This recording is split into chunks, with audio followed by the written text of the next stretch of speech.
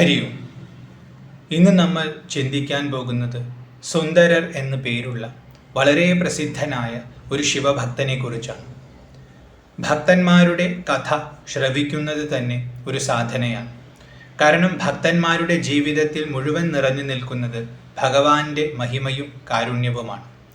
അപ്പോൾ അവരുടെ കഥ കേൾക്കുന്ന സമയത്ത് ഭഗവാന്റെ മഹിമ നമ്മുടെ ഹൃദയത്തിലേക്ക് പ്രവേശിക്കുകയും ഭഗവാനോടുള്ള ഭാവം, ശ്രദ്ധ വർദ്ധിക്കുകയും ഭക്തി ദൃഢപ്പെടുമ്പോൾ ഭഗവത് പ്രാപ്തി തന്നെ ലഭിക്കുകയും ചെയ്യും. അതുകൊണ്ട് ഇത്തരം കഥകൾ ശ്രവിക്കുന്നത് പുണ്യപ്രദമാണ്. ഇന്ന് നമ്മൾ ചിന്തിക്കുന്ന സുന്ദരരുടെ കഥ ആരംഭിക്കുന്നത് ഹിമാലയത്തിൽ വെച്ചാണ്. ഹിമാലയത്തിൽ ഒരിക്കൽ ഉപമന്യു എന്നു പേരുള്ള ഒരു മുനി തൻ്റെ ശിഷ്യർക്ക്, അദ്ദേഹത്തിന് ഒരുപാട് ശിഷ്യന്മാരുണ്ട്, അപ്പോൾ അതിൽ കുറേയധികം ശിഷ്യന്മാർ അദ്ദേഹത്തോടൊപ്പം ഹിമാലയത്തിൽ ഇരിക്കുകയാണ്. ആ സമയത്ത് ആ ശിഷ്യർക്ക് ശിവന്റെ മഹിമയെക്കുറിച്ച് പറഞ്ഞു കൊടുത്തുകൊണ്ടിരിക്കുകയാണ്. അങ്ങനെ പറഞ്ഞുകൊണ്ടിരിക്കുന്ന സമയത്ത് ആകാശത്തു കൂടെ 2 പ്രകാശഗോളങ്ങൾ വളരെ വേഗത്തിൽ കൈലാസത്തിന്റെ ഭാഗത്തേക്ക് പോകുന്നതായിട്ട് അവരെല്ലാവരും കണ്ടു. അത് കണ്ട സമയത്ത് ഉപമന്യു മുനി ഒന്ന് ചിരിച്ചു.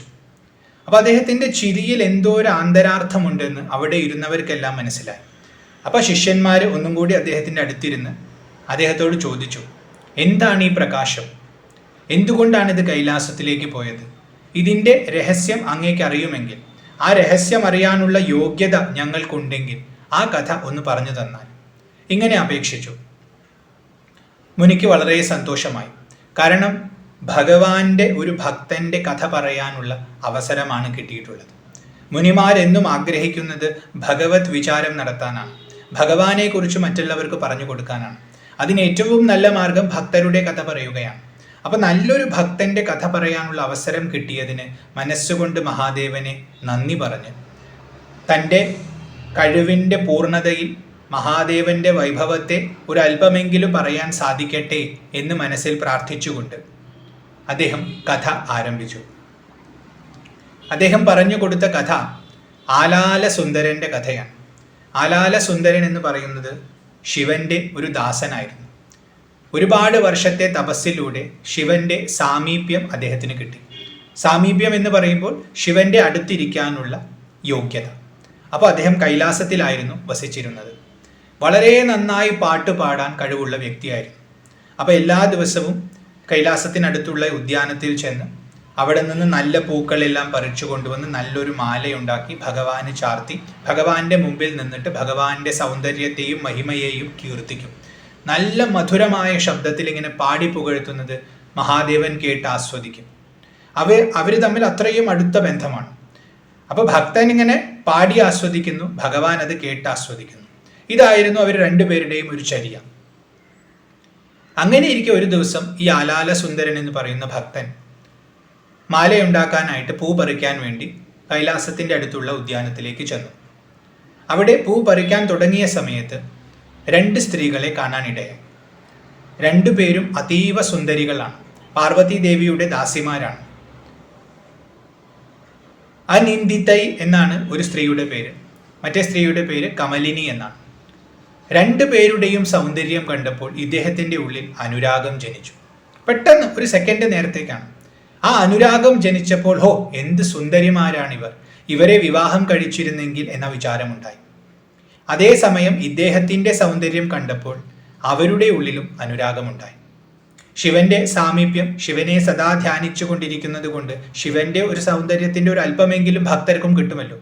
അപ്പോൾ വളരെയധികം സുന്ദരനായിരുന്നു കാണാൻ ഈ ആലാല സുന്ദരൻ. പേര് പോലെ തന്നെ സുന്ദരനായിരുന്നു.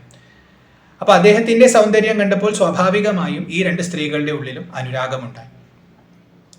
അനിന്ദിത എന്ന് പറയുന്ന സ്ത്രീ പക്ഷെ പെട്ടെന്ന് തന്നെ മനസ്സിനെ നിയന്ത്രിച്ചു. ഇത് തെറ്റാണ്, ഇത് കൈലാസമാണ്, ഇവിടെ ഇങ്ങനത്തെ ഉള്ള വിചാരമല്ല വേണ്ടത് എന്ന് മനസ്സിലാക്കി കുറച്ചു നേരത്തേക്ക് ആഗ്രഹിച്ചുമെങ്കിലും പെട്ടെന്ന് ആ മനസ്സിനെ നിയന്ത്രിച്ച് അവർ പോയി. കമലിനി കുറച്ചു നേരം കൂടി അവിടെ നിന്നു. അദ്ദേഹത്തിന്റെ സൗന്ദര്യമൊക്കെ ഒന്ന് കണ്ട് ആസ്വദിച്ചു, ഒരു ചിരിയൊക്കെ ചിരിച്ചു. പിന്നെ പെട്ടെന്ന് അവർക്കും ബോധമുണ്ടായി, ഇത് ശരിയല്ല എന്ന് പറഞ്ഞ് അവരും പോയി. ഇവർ 2 പേര് പോയി കഴിഞ്ഞിട്ടും ഇദ്ദേഹം മനസ്സിൽ ഇവരുമായി വിവാഹമൊക്കെ കഴിഞ്ഞ് ജീവിക്കുന്നത് സങ്കല്പിച്ച് കുറച്ചു നേരം അവിടെ നിന്നു. പിന്നെയാണ് അദ്ദേഹത്തിന് വെളിപാടുണ്ടായത്. ഓ, ഇത് കൈലാസമാണ്, ഭഗവാന്റെ അടുത്ത് വന്നിട്ടാണോ ഞാൻ ഇങ്ങനെയൊക്കെ ചിന്തിക്കുന്നത് എന്ന് വിചാരിച്ച് അത് തെറ്റാണ് മനസ്സുകൊണ്ട് ക്ഷമയാചിച്ച് നല്ല പൂക്കൾ പറിച്ച് മാലയുണ്ടാക്കി ശിവന്റെ അടുത്ത് ചെന്ന് അദ്ദേഹത്തിന് ചാർത്തി കൊടുത്ത് നന്നായി അദ്ദേഹത്തെ സ്തുതിച്ചു. സ്തുതി മുഴുവൻ കഴിഞ്ഞപ്പോൾ മഹാദേവൻ തോളിൽ ഒരു തട്ട് കൊടുത്തിട്ട് അദ്ദേഹത്തോട് പറഞ്ഞു, ഇന്ന് നിന്റെ മനസ്സിൽ ഒരു വാസന ജനിച്ചിട്ടുണ്ട്. വാസന ജനിച്ചാൽ ഇനി ചിന്തകൾ അതിൻ്റെ പിന്നാലെ വരും. ചിത്തം പ്രക്ഷുബ്ധമാകും. പ്രക്ഷുബ്ധമായ ചിത്തം അശുദ്ധ ചിത്തമാണ്. അശുദ്ധ ചിത്തത്തോടു കൂടി കൈലാസത്തിൽ എൻ്റെ അടുത്ത് വസിക്കാൻ പറ്റില്ല. അപ്പോൾ ഇനി നീ ആ മനസ്സിനെ ശുദ്ധമാക്കണം, എന്നാലേ എൻ്റെ അടുത്തിരിക്കാൻ പറ്റൂ. അപ്പോൾ ആ മനസ്സൊന്ന് ശുദ്ധമാക്കാൻ വേണ്ടി നീ തെക്കിലേക്ക് പോകും. തെക്ക് ദിക്കിലേക്ക് പോയിട്ട് ജനിക്കും. ഒരു 18 കൊല്ലം അവിടെ കഴിയൂ എന്ന് പറഞ്ഞ് അദ്ദേഹത്തെ അനുഗ്രഹിച്ചു. ഇത് വാസ്തവത്തിൽ ഒരു അനുഗ്രഹമാണ്. കാരണം അദ്ദേഹത്തിൻ്റെ ഉള്ളിൽ ശുദ്ധീകരിക്കാനുള്ള അവസരം അദ്ദേഹത്തിന് കൊടുക്കുകയാണ്. ഇത് ഭഗവാന്റെ അനുഗ്രഹമാണെന്ന് മനസ്സിലാക്കിയെങ്കിലും ഭഗവാനെ വിട്ട് താമസിക്കണ്ടേ എന്ന വിചാരം വന്നപ്പോൾ വല്ലാത്ത ദുഃഖമായി ഭഗവാന്റെ കാൽക്കൽ വീണ് കുറേ നേരം ഈ സുന്ദരൻ കരഞ്ഞു. കുറേ നേരം കരഞ്ഞു കഴിഞ്ഞപ്പോൾ അദ്ദേഹത്തിൻ്റെ മനസ്സൊന്ന് ശാന്തമായി എണീറ്റു ഭഗവാന്റെ തിരുമുഖം നോക്കി വീണ്ടും നമിച്ച് അദ്ദേഹത്തോട് പറഞ്ഞു, അങ്ങ് പറയുന്നത് ധർമ്മമാണ്, അത് വേദവാക്കാണ്. അപ്പം അങ്ങ് പോകണമെന്ന് പറഞ്ഞാൽ പോകണം, അതെൻ്റെ വിധിയാണ്, അതിലെനിക്കൊരു മടിയുമില്ല. പക്ഷേ അങ്ങ് സദാ എൻ്റെ കൂടെ ഉണ്ടാവണം, എൻ്റെ സുഹൃത്തായി വഴികാട്ടിയായി സദാ എൻ്റെ കൂടെ ഉണ്ടാവണം, അതെൻ്റെ ഒരു ആഗ്രഹമാണെന്ന് പറഞ്ഞു. അതിനെന്താ, ഞാൻ എപ്പോഴും കൂടെ ഉണ്ടായിരിക്കുമെന്ന് പറഞ്ഞ് ഭഗവാൻ അനുഗ്രഹിച്ചു. അങ്ങനെ തെക്ക് ദിക്കിലേക്ക് അവനെ അയച്ചു. അങ്ങനെ ഈ ആലാല സുന്ദരൻ ദക്ഷിണ ഭാരതത്തിൽ തമിഴ്നാട്ടിൽ നവലൂർ എന്ന് പറയുന്നൊരു ഗ്രാമത്തിൽ വന്ന് ജനിച്ചു. അദ്ദേഹത്തിൻ്റെ അച്ഛൻ സദയനാർ എന്ന പേരോട് കൂടിയ ഒരു ശിവഭക്തനായിരുന്നു. അദ്ദേഹത്തിൻ്റെ അമ്മ ഇസൈജ്ഞാനിയാരാണ്. ഈ 2 പേരും നായനാർമാരാണ്. അതായത് തമിഴ്നാട്ടിലുണ്ടായിരുന്ന ശിവഭക്തന്മാരിൽ പ്രമുഖരായ 63 പേരെയാണ് നായനാർമാരെന്ന് വിളിക്കുക. അതിൽ പെട്ടിട്ടുള്ള 2 പേരാണ് ഈ അച്ഛനും അമ്മയും. അപ്പോൾ ഭഗവാൻ അത്രയും ശ്രേഷ്ഠരായ തൻ്റെ ഭക്തന്മാരുടെ മകനായിട്ടാണ് ആലാല സുന്ദരനെ ജനിപ്പിച്ചത്. അപ്പോൾ അവരിൽ നിന്നും ശിവഭക്തിയുടെ ഊർജം കുട്ടിക്കാലത്ത് തന്നെ കുട്ടിക്ക് കിട്ടട്ടെ എന്ന് കരുതിയിട്ടുണ്ടാവും. അങ്ങനെ അവരിൽ നിന്നും ആ ശിവഭക്തി രസം പാനം ചെയ്ത് കുട്ടി വളരാൻ തുടങ്ങി. കുട്ടിക്ക് നമ്പി ആരൂരൻ എന്ന് അവർ പേര് കൊടുത്തു. ശിവന്റെ അടുത്ത് താമസിച്ചിരുന്ന വ്യക്തിയാണ്, പേര് സുന്ദരൻ എന്നാണ്. അപ്പോൾ നല്ല സൗന്ദര്യം അദ്ദേഹത്തിനുണ്ട്. ആ സൗന്ദര്യം ഈ കുട്ടിയിലും പ്രകടമാവാൻ തുടങ്ങി. അദ്ദേഹത്തിൻ്റെ ആ സൗന്ദര്യം അലൗകികമായിരുന്നു. കാരണം യഥാർത്ഥ സുന്ദരൻ എന്ന് പറയുന്നത് ഭഗവാൻ പരമശിവൻ തന്നെയാണ്. സൗന്ദര്യത്തിൻ്റെ മൂർത്തിമത് ഭാവമാണ് അദ്ദേഹം. അപ്പോൾ അദ്ദേഹത്തിൻ്റെ ഒരു അംശം മാത്രമാണ് ലോകത്തിൽ നമ്മൾ കാണുന്ന സൗന്ദര്യം. അപ്പോൾ അദ്ദേഹത്തോട് അടുത്ത് നിന്ന് അദ്ദേഹത്തെ തന്നെ സദാ ധ്യാനിക്കുന്ന ഒരുവനായതുകൊണ്ട് സ്വാഭാവികമായും ഈ കുട്ടിക്കും നല്ല സൗന്ദര്യമുണ്ടായിരുന്നു. അപ്പോൾ ആ സൗന്ദര്യം അലൗകികമായതുകൊണ്ട് അദ്ദേഹത്തെ ആര് കണ്ടാലും കുറച്ചു നേരം നോക്കി നിന്ന് പോകും, ഈ നമ്പി ആരൂരനെ. അങ്ങനെ ഒരിക്കൽ അച്ഛനും അമ്മയും ഈ മകനെയും കൂട്ടി ഒരു ശിവക്ഷേത്രത്തിൽ ചെന്ന് ദർശനമൊക്കെ നടത്തി പ്രസാദം വാങ്ങാനായിട്ട് കുട്ടി ഒരു ഭാഗത്തിരുത്തി പോയിരിക്കുകയാണ്. അപ്പോൾ കുട്ടി അവിടെ അങ്ങനെ കളിച്ചിരിക്കുകയാണ്. ആ സമയത്ത് ഒരു നാടുവാഴി, നരസിംഹ മുനയാർ എന്നാണ് അദ്ദേഹത്തിൻ്റെ പേര്, അദ്ദേഹം യദൃച്ഛയ ആ ക്ഷേത്രത്തിൽ വന്നു. ദർശനം നടത്താൻ വേണ്ടി കയറുന്ന സമയത്താണ് ഈ കുട്ടിയെ കണ്ടത്. കുട്ടിയുടെ ആ ഒരു തേജസ് കണ്ടപ്പോൾ അവിടെ നിന്നുപോയി. കുറേ നേരം ഈ കുട്ടിയെ തന്നെ നോക്കി. അങ്ങനെ നോക്കി നിൽക്കുന്ന സമയത്ത് കുട്ടിയുടെ അച്ഛനും അമ്മയും മടങ്ങിയെത്തി കുട്ടിയെ ഒക്കത്തെടുത്ത് ഇറങ്ങാൻ നിൽക്കണം. അപ്പോൾ അവരെ കണ്ടപ്പോൾ ഭഗവാൻ ഉള്ളിൽ നിന്നും പ്രേരിപ്പിച്ച പോലെ അദ്ദേഹം ഓടിച്ചെന്ന് ഇവരുടെ അടുത്ത് ചെന്ന്, ഈ കുട്ടിയെ എനിക്ക് ദത്തായിട്ട് തരൂ എന്ന് ചോദിച്ചു.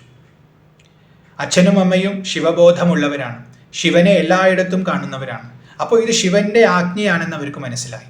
വാസ്തവത്തിൽ ഇത് ശിവൻ തന്നെയാണ് ആജ്ഞാപിക്കുന്നത്. കാരണം ആ കുട്ടിയുടെ മനസ്സിനെ പരിശുദ്ധി വരുത്തണമെങ്കിൽ ആ വാസന മുഴുവൻ തീരണം. അപ്പോൾ ആദ്യം അവൻ നല്ല സുഖങ്ങളൊക്കെ അനുഭവിക്കണം. അങ്ങനെ അനുഭവിച്ച് പിന്നെ അതിൻ്റെ പൊള്ളത്തരം അവന് മനസ്സിലാക്കി കൊടുത്ത് അവനെ ക്ലീൻ ആക്കിയിട്ട് തിരിച്ചു കൊണ്ടുവരണം. 18 കൊല്ലം കൊണ്ട് ഈ കാര്യം മുഴുവൻ ചെയ്യണം. അപ്പോൾ ആദ്യത്തെ കുറച്ചു കാലം അവൻ സുഖിക്കട്ടെ എന്ന് കരുതിയിട്ടാവണം ഒരു രാജാവിൻ്റെ വീട്ടിലേക്ക് അവൻ അയക്കണം.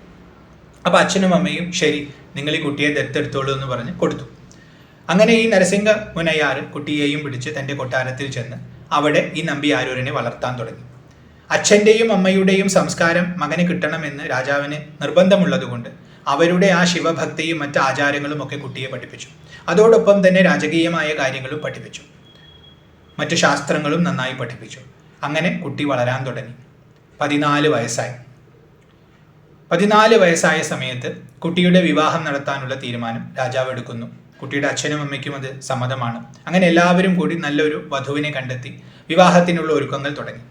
അപ്പോൾ വിവാഹം ഒരു മംഗളകർമ്മമാണല്ലോ, അത് നടത്തുന്നതിന് മുമ്പ് ഒരു യാഗം നടത്താനായിട്ട് തീരുമാനിച്ചു. അതിനു വേണ്ട ഒരുക്കങ്ങളൊക്കെ നടത്തി.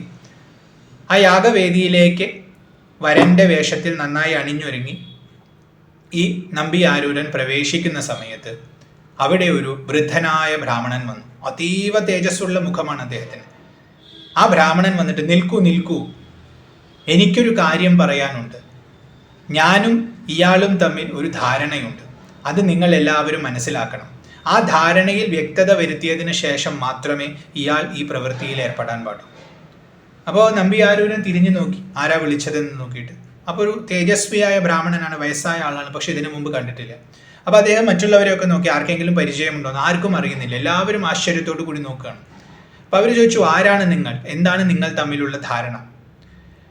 നമ്പി ആരൂരൻ ഉടനെ തന്നെ മുന്നിലേക്ക് ചെന്ന് പറഞ്ഞു, നമ്മൾ തമ്മിൽ എന്തെങ്കിലും ധാരണയുണ്ടെങ്കിൽ അതെന്താണെന്ന് ഉറപ്പ് വരുത്തിയതിന് ശേഷം മാത്രമേ ഞാൻ ഈ പ്രവൃത്തിക്ക് പോകൂ. അപ്പോൾ അതെന്താണെന്ന് തുറന്നു പറയും. അപ്പോൾ ഒരു ഓല പുറത്തേക്ക് എടുത്തിട്ട് അദ്ദേഹം പറഞ്ഞു, ആ വൃദ്ധനായ ബ്രാഹ്മണൻ പറഞ്ഞു, നിന്റെ മുത്തച്ഛൻ നിന്നെ എനിക്ക് എഴുതി തന്നിട്ടുണ്ട്. നീ എൻ്റെ അടിമയാണ്, അതുകൊണ്ട് ഉടനെ തന്നെ എൻ്റെ കൂടെ വാ എന്നാണ് പറഞ്ഞത്. ഇത് കേട്ടപ്പോൾ അദ്ദേഹത്തിന് ദേഷ്യം വന്നു. എവിടെ നിന്നോ കയറി വന്ന ഒരുത്തൻ തന്നെ അടിമയെന്ന് വിളിക്കുന്നു എന്ന് കണ്ടപ്പോൾ ആ ദേഷ്യം വന്നപ്പോൾ എടാ പിത്ത എന്ന് വിളിച്ചു. പിത്ത എന്ന് പറഞ്ഞാൽ കിറുക്കൻ, ഭ്രാന്തൻ. അങ്ങനെ വിളിച്ച് അധിക്ഷേപിച്ചിട്ട് ഒരുപാട് ചീത്ത പറഞ്ഞു. എന്താ താൻ വിചാരിച്ചിരിക്കുന്നത്, ഇങ്ങനെ കയറി വന്ന അടിമയാണെന്ന് പറയും, ഇതൊക്കെ ഞാൻ വിശ്വസിക്കുമോ എന്നൊക്കെ പറഞ്ഞപ്പോൾ എൻ്റെ കയ്യിൽ തെളിവുണ്ട് എന്ന് പറഞ്ഞ് ഈ ഓല കാണിച്ചു. അപ്പോൾ ആ ദേഷ്യത്തിൽ ആ ഓല പിടിച്ച് തട്ടിപ്പറിച്ച് അത് കീറി നശിപ്പിച്ച് അവിടെ വലിച്ചെറിഞ്ഞു. ഇത് കണ്ടപ്പോൾ ആ ബ്രാഹ്മണന് സന്തോഷമായി. അദ്ദേഹം ചാടിത്തുള്ളാൻ തുടങ്ങി. കണ്ടില്ലേ, എല്ലാവരും കണ്ടില്ലേ, അവൻ ഓല കീറുന്നത് കണ്ടില്ലേ, ഇപ്പോൾ മനസ്സിലായില്ലേ ഞാൻ പറഞ്ഞത് സത്യമാണെന്ന്. അവനും അതറിയാം. അത് നിങ്ങൾ അറിയുമോ എന്ന് ഭയന്നിട്ടാണ് എൻ്റെ കയ്യിൽ നിന്ന് ഓല പിടിച്ച് കീറിയത് എന്ന് പറഞ്ഞു. അപ്പോൾ നാട്ടുകാരൊക്കെ അടുത്തേക്ക് വന്നു. അവർ പറഞ്ഞു, നിങ്ങൾ പറയുന്നത് ഒരു പക്ഷേ ശരിയായിരിക്കാം, പക്ഷെ ആ ഓല ഞങ്ങൾ കണ്ടിട്ടില്ലല്ലോ. അപ്പോൾ ഓല കണ്ടാലല്ലേ നിങ്ങൾ പറയുന്നതിലെ സത്യം ഞങ്ങൾക്ക് ബോധ്യപ്പെടും. ഞങ്ങൾക്ക് ബോധ്യപ്പെട്ടാലല്ലേ ഇദ്ദേഹത്തെ അടിമയായി പ്രഖ്യാപിക്കാൻ പറ്റൂ. അപ്പോൾ ആ ബ്രാഹ്മണൻ പറഞ്ഞു, നിങ്ങൾ പറഞ്ഞത് ശരിയാണ്, പക്ഷെ രണ്ടാമതൊരു ഓല ഞാൻ ഇപ്പോൾ കാണിക്കില്ല. എൻ്റെ അടുത്തുണ്ട്, ഒറിജിനൽ കോപ്പി എൻ്റെ അടുത്തുണ്ട്. ഞാൻ കൊണ്ടുവന്നത് ഡ്യൂപ്ലിക്കേറ്റ് ആണ്, ഞാൻ പുറത്തെടുത്തത് ഡ്യൂപ്ലിക്കേറ്റ് ആണ്, ഒറിജിനൽ എൻ്റെ അടുത്തുണ്ട്.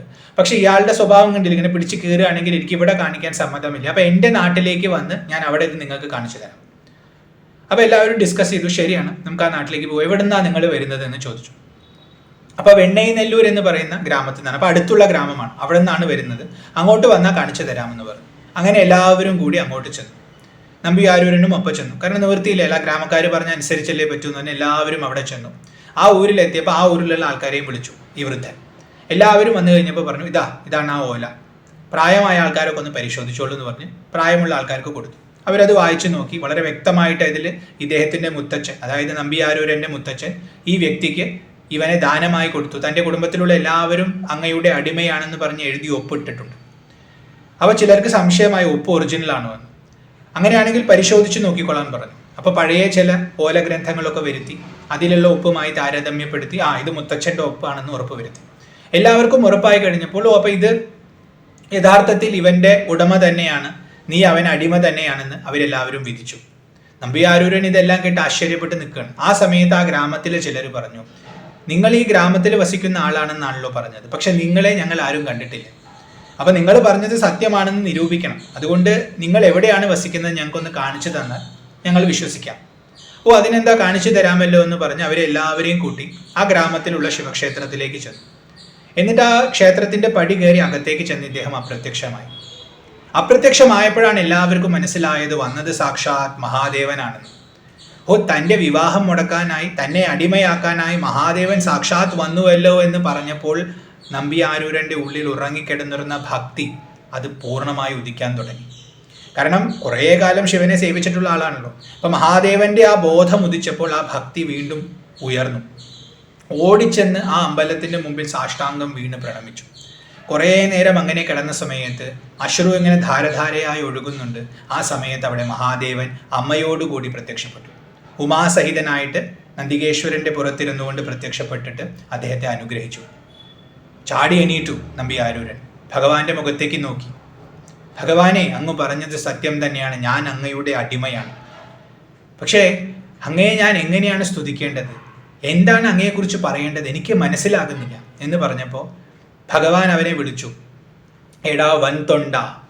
വൻതൊണ്ട എന്ന് പറഞ്ഞാൽ ദാസനാണ്, പക്ഷെ ധാർഷ്ട്യമുള്ള ദാസനാണ്. നീ എന്നെ സ്തുതിക്ക്, എനിക്കത് കേൾക്കാൻ തന്നെയാണ് ആഗ്രഹം. അതുകൊണ്ട് നീ ഇപ്പോൾ കുറച്ചു നേരം മുമ്പേ എന്നെക്കുറിച്ച് പറഞ്ഞ അതേ കാര്യം പറഞ്ഞുകൊണ്ട് എന്നെ സ്തുതിച്ചു തുടങ്ങുക എന്ന് പറഞ്ഞു. ആ സമയത്ത് നമ്പി ആരൂരൻ ചിന്തിക്കണം, ഞാനിപ്പോൾ ഇദ്ദേഹത്തെ എന്താ പറഞ്ഞത്, എന്ത് സ്തുതിയാണ് ഞാൻ പറഞ്ഞതെന്ന് പറഞ്ഞ് അങ്ങനെ ആലോചിച്ച് നോക്കുമ്പോൾ ഭഗവാൻ തന്നെ പറഞ്ഞു കൊടുത്തു, എടോ എന്നെ പിത്ത എന്ന് വിളിച്ചില്ലേ, അത് പറഞ്ഞുകൊണ്ട് തന്നെ തുടങ്ങുക. അപ്പോൾ ആ കിറുക്ക എന്ന് പറഞ്ഞ് തുടങ്ങാൻ പറഞ്ഞതും അതിൻ്റെ പൊരുൾ അദ്ദേഹത്തിന് മനസ്സിലായി. അദ്ദേഹം ഗംഭീരമായ ഒരു സ്തുതി അവിടെ പാടി.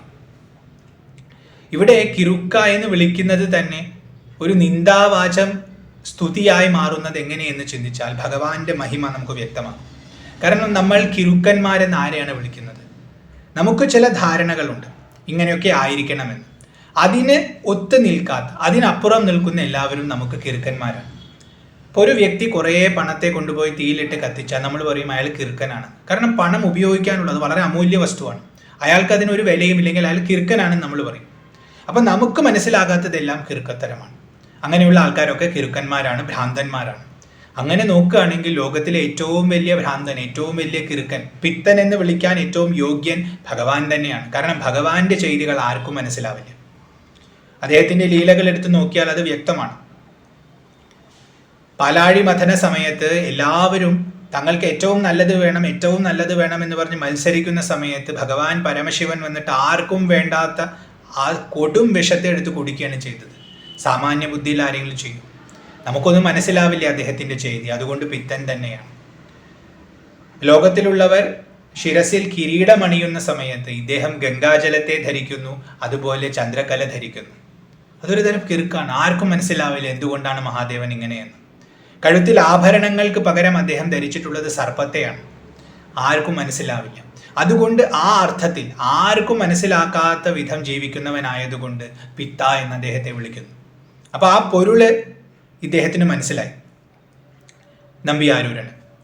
ഇപ്പൊ വൻതൊണ്ടൻ എന്ന പേരും കിട്ടി, ഭഗവാൻ അങ്ങനെ വിളിച്ചുവല്ലോ. അപ്പൊ വൻതൊണ്ടൻ എന്ന പേരുള്ള നമ്പിയാരൂരൻ അത് മനസ്സിലായി. അപ്പൊ അതുകൊണ്ട് പിത്ത എന്ന് വിളിച്ചുകൊണ്ട് തന്നെ അദ്ദേഹത്തെ സ്തുതിക്കാൻ തുടങ്ങി. ഗംഭീരമായ സ്തുതിയാണ്. അപ്പൊ തന്റെ ആദ്യത്തെ സ്തുതിയിൽ തന്നെ ഭഗവാൻ ഇങ്ങനെ ഒരു പേര് വെച്ച് സ്തുതിപ്പിച്ചതിന്റെ കാരണവും തന്റെ മഹിമ വ്യക്തമാക്കാൻ വേണ്ടിയാണ്. കാരണം തന്നെ ആർക്കും മനസ്സിലാവില്ല. ശിവനെ ശിവൻ മാത്രം അറിയുന്നു. ഇത് നന്നായി മനസ്സിലാക്കിയാൽ മാത്രമേ ശിവനോടുള്ള ഭക്തി ദൃഢപ്പെടൂ. അല്ലാതെ നമ്മുടെ രീതിയിൽ ശിവനെ വ്യാഖ്യാനിക്കാൻ നോക്കിയാൽ നമുക്ക് പിടികിട്ടില്ല. അപ്പൊ അത് ലോകത്തിന് മനസ്സിലാക്കി കൊടുക്കാൻ വേണ്ടിയാണ് ആദ്യത്തെ സ്തോത്രം തന്നെ ഇങ്ങനെയാക്കിയത്. ആ സ്തോത്രം മുഴുമിപ്പിച്ചപ്പോൾ അദ്ദേഹത്തിന് നല്ലൊരു അനുഗ്രഹം കൊടുത്തിട്ട് പറഞ്ഞു, ഇനി നീ ഈ രാജ്യം മുഴുവൻ സഞ്ചരിക്കും, എൻ്റെ ധാമങ്ങളിൽ മുഴുവൻ കയറി വിവിധ ഭാവങ്ങളിലുള്ള എന്നെ സ്തുതിക്കും, എൻ്റെ ഭക്തി ഇവിടെ പ്രചരിക്കട്ടെ നിന്നിലൂടെ, ഇങ്ങനെ പറഞ്ഞ് അനുഗ്രഹിച്ചു. അപ്പോൾ അത് അങ്ങയുടെ ഇച്ഛയാണെങ്കിൽ അങ്ങനെ തന്നെ സംഭവിക്കട്ടെ എന്ന് പറഞ്ഞ് സാഷ്ടാംഗം വീണ് പ്രണമിച്ച് അവരപ്രത്യക്ഷരായി കഴിഞ്ഞപ്പോൾ അദ്ദേഹം അവിടെ നിന്ന് നടക്കാൻ തുടങ്ങി. പിന്നെ അവിടുന്ന് അങ്ങോട്ട് ഓരോ ശിവക്ഷേത്രങ്ങളിൽ ചെല്ലും, ഭഗവാൻ ശിവനെ നല്ലോണം സ്തുതിക്കും. അത് അദ്ദേഹത്തിൻ്റെ ഒരു രീതിയായി മാറി. അങ്ങനെ കുറേ സ്ഥലങ്ങൾ സന്ദർശിക്കുന്ന കൂട്ടത്തിൽ വീരാട്ടീശ്വരം എന്ന് പറയുന്ന ഒരു ക്ഷേത്രത്തിൽ അദ്ദേഹം എത്തി. അപ്പോൾ ആ ക്ഷേത്രത്തിൽ എത്തിയ സമയം സന്ധ്യ ആയിരുന്നു. അപ്പോൾ രാത്രി ആവാറായതുകൊണ്ട് നടയടച്ചിരുന്നു. അപ്പോൾ ഇപ്പോൾ ശിവനെ കാണാൻ പറ്റില്ല എന്ന് മനസ്സിലായതുകൊണ്ട് അവിടെ ഒരു സത്രത്തിൽ കയറി അന്ന് രാത്രി വിശ്രമിക്കാൻ തീരുമാനിച്ചു. അപ്പോൾ ആ സത്രത്തിൽ കയറുന്ന സമയത്ത് അദ്ദേഹത്തിന് മനസ്സിൽ ഇങ്ങനെ വിചാരമാണ്, ഓ ഭഗവാന്റെ തൃപ്പാദം ഒന്ന് കാണാൻ പറ്റിയില്ലല്ലോ. ഇങ്ങനെ വിചാരിച്ചിട്ടാണ് അദ്ദേഹം ആ സത്രത്തിൽ കയറി കിടന്നുറങ്ങുന്നത്. അങ്ങനെ അദ്ദേഹം ഉറങ്ങി കുറച്ചു നേരം കഴിഞ്ഞപ്പോൾ ശിരസിൽ ഇങ്ങനെ ആരോ തട്ടുന്ന പോലെ തോന്നി. അപ്പോൾ കണ്ണു തുറന്ന് നോക്കുമ്പോൾ ഒരു ബ്രാഹ്മണൻ അപ്പുറത്ത് കിടക്കുന്നുണ്ട്. അയാളുടെ കാലുകൊണ്ട് ചവിട്ടുന്നു. അപ്പോൾ ഇയാളിപ്പോൾ എവിടെ നിന്ന് വന്നു എന്ന് കരുതി കുറച്ച് മാറി അപ്പുറത്തേക്ക് പോയി കിടന്നു. ഒരു 5 മിനിറ്റ് കഴിഞ്ഞപ്പോൾ വീണ്ടും ചവിട്ട് കിട്ടുന്നു. നോക്കുമ്പോൾ ഈ ബ്രാഹ്മണൻ അവിടെയും വന്ന് കിടക്കുന്നുണ്ട്. ഓ താൻ എന്താടോ കാണിക്കുന്നത്, ആരാണ് താൻ എന്ന് ചോദിച്ചപ്പോൾ എന്നെ മനസ്സിലായില്ലേ എന്ന് ചോദിച്ച് അപ്രത്യക്ഷമായി. അപ്പോഴാണ് മനസ്സിലായത് മഹാദേവൻ വന്ന് തനിക്ക് പാദസ്പർശം തന്നതാണ്. ആ പാദമൊന്ന് കാണാൻ പറ്റണം എന്നേ ആഗ്രഹിച്ചുള്ളൂ. അപ്പോൾ പാദം തലയിൽ തൊട്ട് അനുഗ്രഹിച്ചു ഭഗവാൻ. അപ്പോൾ ഭഗവാന്റെ കരുണ എത്രയാണെന്ന് ഓർത്ത് അദ്ദേഹത്തിന് വളരെയധികം സന്തോഷമായി. അവിടെ ഇരുന്നു കൊണ്ട് ഭഗവാനെ സ്തുതിച്ചു. പിറ്റത്തെ ദിവസം ആ അമ്പലത്തിൽ പോയി ദർശനം നടത്തി. പിന്നെയും ഒരുപാട് ക്ഷേത്രങ്ങളിലേക്ക് അദ്ദേഹം ഇങ്ങനെ പോയി. അങ്ങനെ കുറേ സ്ഥലങ്ങളിൽ പോയി കഴിഞ്ഞപ്പോൾ ഒരു ദിവസം അദ്ദേഹം തിരുവാരൂർ എന്ന് പറയുന്ന സ്ഥലത്തെത്തി. അപ്പോൾ ഇപ്പോൾ ഭക്തി അദ്ദേഹത്തിൻ്റെ ഉള്ളിൽ വർദ്ധിപ്പിച്ചിട്ടുണ്ട്. ആദ്യകാലത്തെ സുഖലോലുപതയൊക്കെ അദ്ദേഹത്തിന് കൊടുത്തു. ഇനി അദ്ദേഹത്തിൻ്റെ ഉള്ളിലുള്ള വാസന തീർക്കണമല്ലോ. അപ്പോൾ അതിനായിട്ടാണ് ഇങ്ങോട്ട് കൊണ്ടുവന്നിട്ടുള്ളത്. അപ്പോൾ തിരുവാരൂർ എന്ന് പറയുന്ന സ്ഥലത്തെത്തിയപ്പോൾ ഈ വൻതൊണ്ടൻ എന്ന് പേരുള്ള നമ്പിയാരൂരൻ ഭഗവാന്റെ ക്ഷേത്രത്തിലേക്ക്, അവിടെയുള്ള ക്ഷേത്രത്തിലേക്ക് ചെന്ന് ഭഗവാനെ ഒരുപാട് സ്തുതിക്കാൻ തുടങ്ങി. സാധാരണത്തെ പോലെ തന്നെ ആ സ്തുതി കഴിഞ്ഞപ്പോൾ ഭഗവാന്റെ അശരീരി ഉണ്ടായി. ആ അശരീരി ഇതായിരുന്നു: നീ എന്നെ ആദ്യമായി കാണുന്ന സമയത്ത്, അതായത് നിന്റെ വിവാഹം മുടക്കാനാണല്ലോ ഞാൻ വന്നത്, അന്ന് നീ ആ വരന്റെ വേഷത്തിൽ ഇരുന്നത് നല്ല ഭംഗിയുണ്ടായിരുന്നു. അത് ഞാൻ പെട്ടെന്ന് ഇപ്പോൾ ഓർത്തുപോയി. അപ്പൊ എനിക്കൊരു ആഗ്രഹം, ഇനി നീ അങ്ങനെ തന്നെ നടന്നാൽ മതി.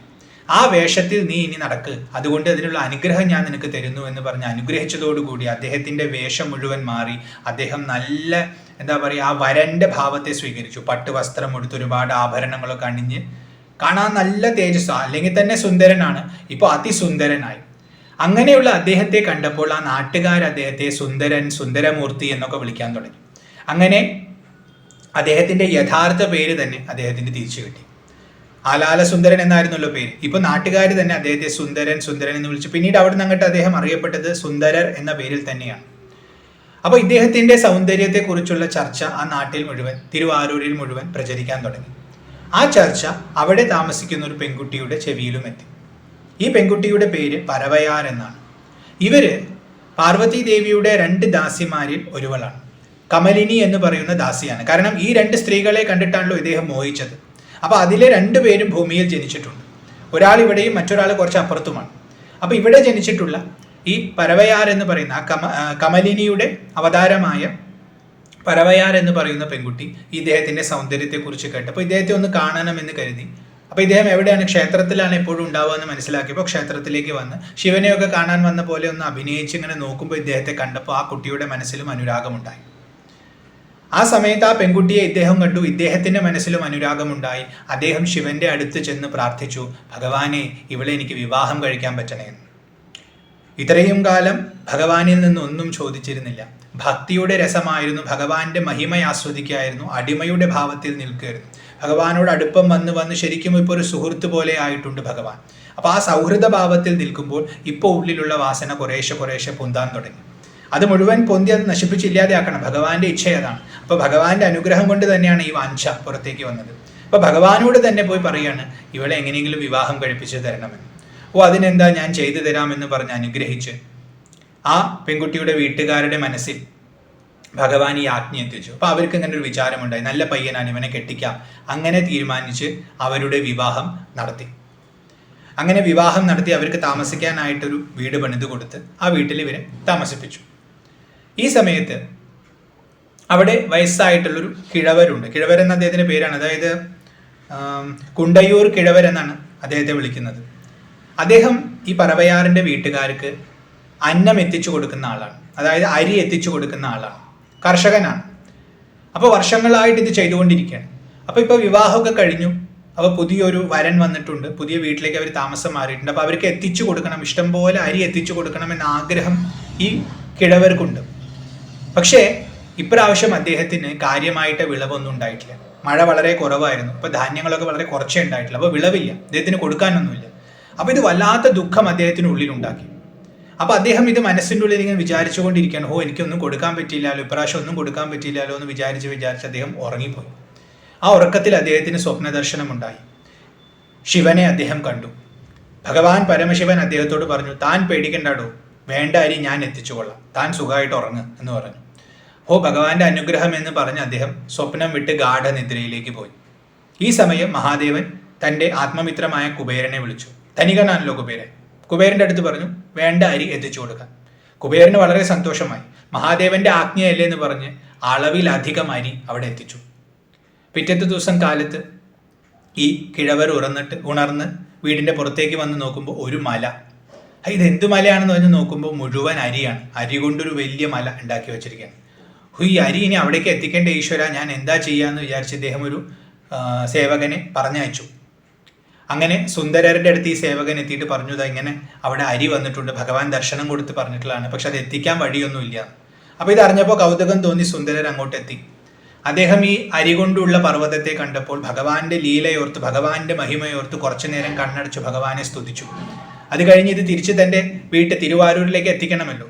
അപ്പൊ അതുകൊണ്ട് അദ്ദേഹം മനസ്സിൽ ഭഗവാനെ സ്തുതിച്ച് ഭഗവാനോട് തന്നെ അഭ്യർത്ഥിച്ചു, അങ്ങ് തരുന്ന ദാനം അങ്ങയ്ക്കല്ലാതെ മറ്റാർക്കെങ്കിലും പൊന്തുമോ?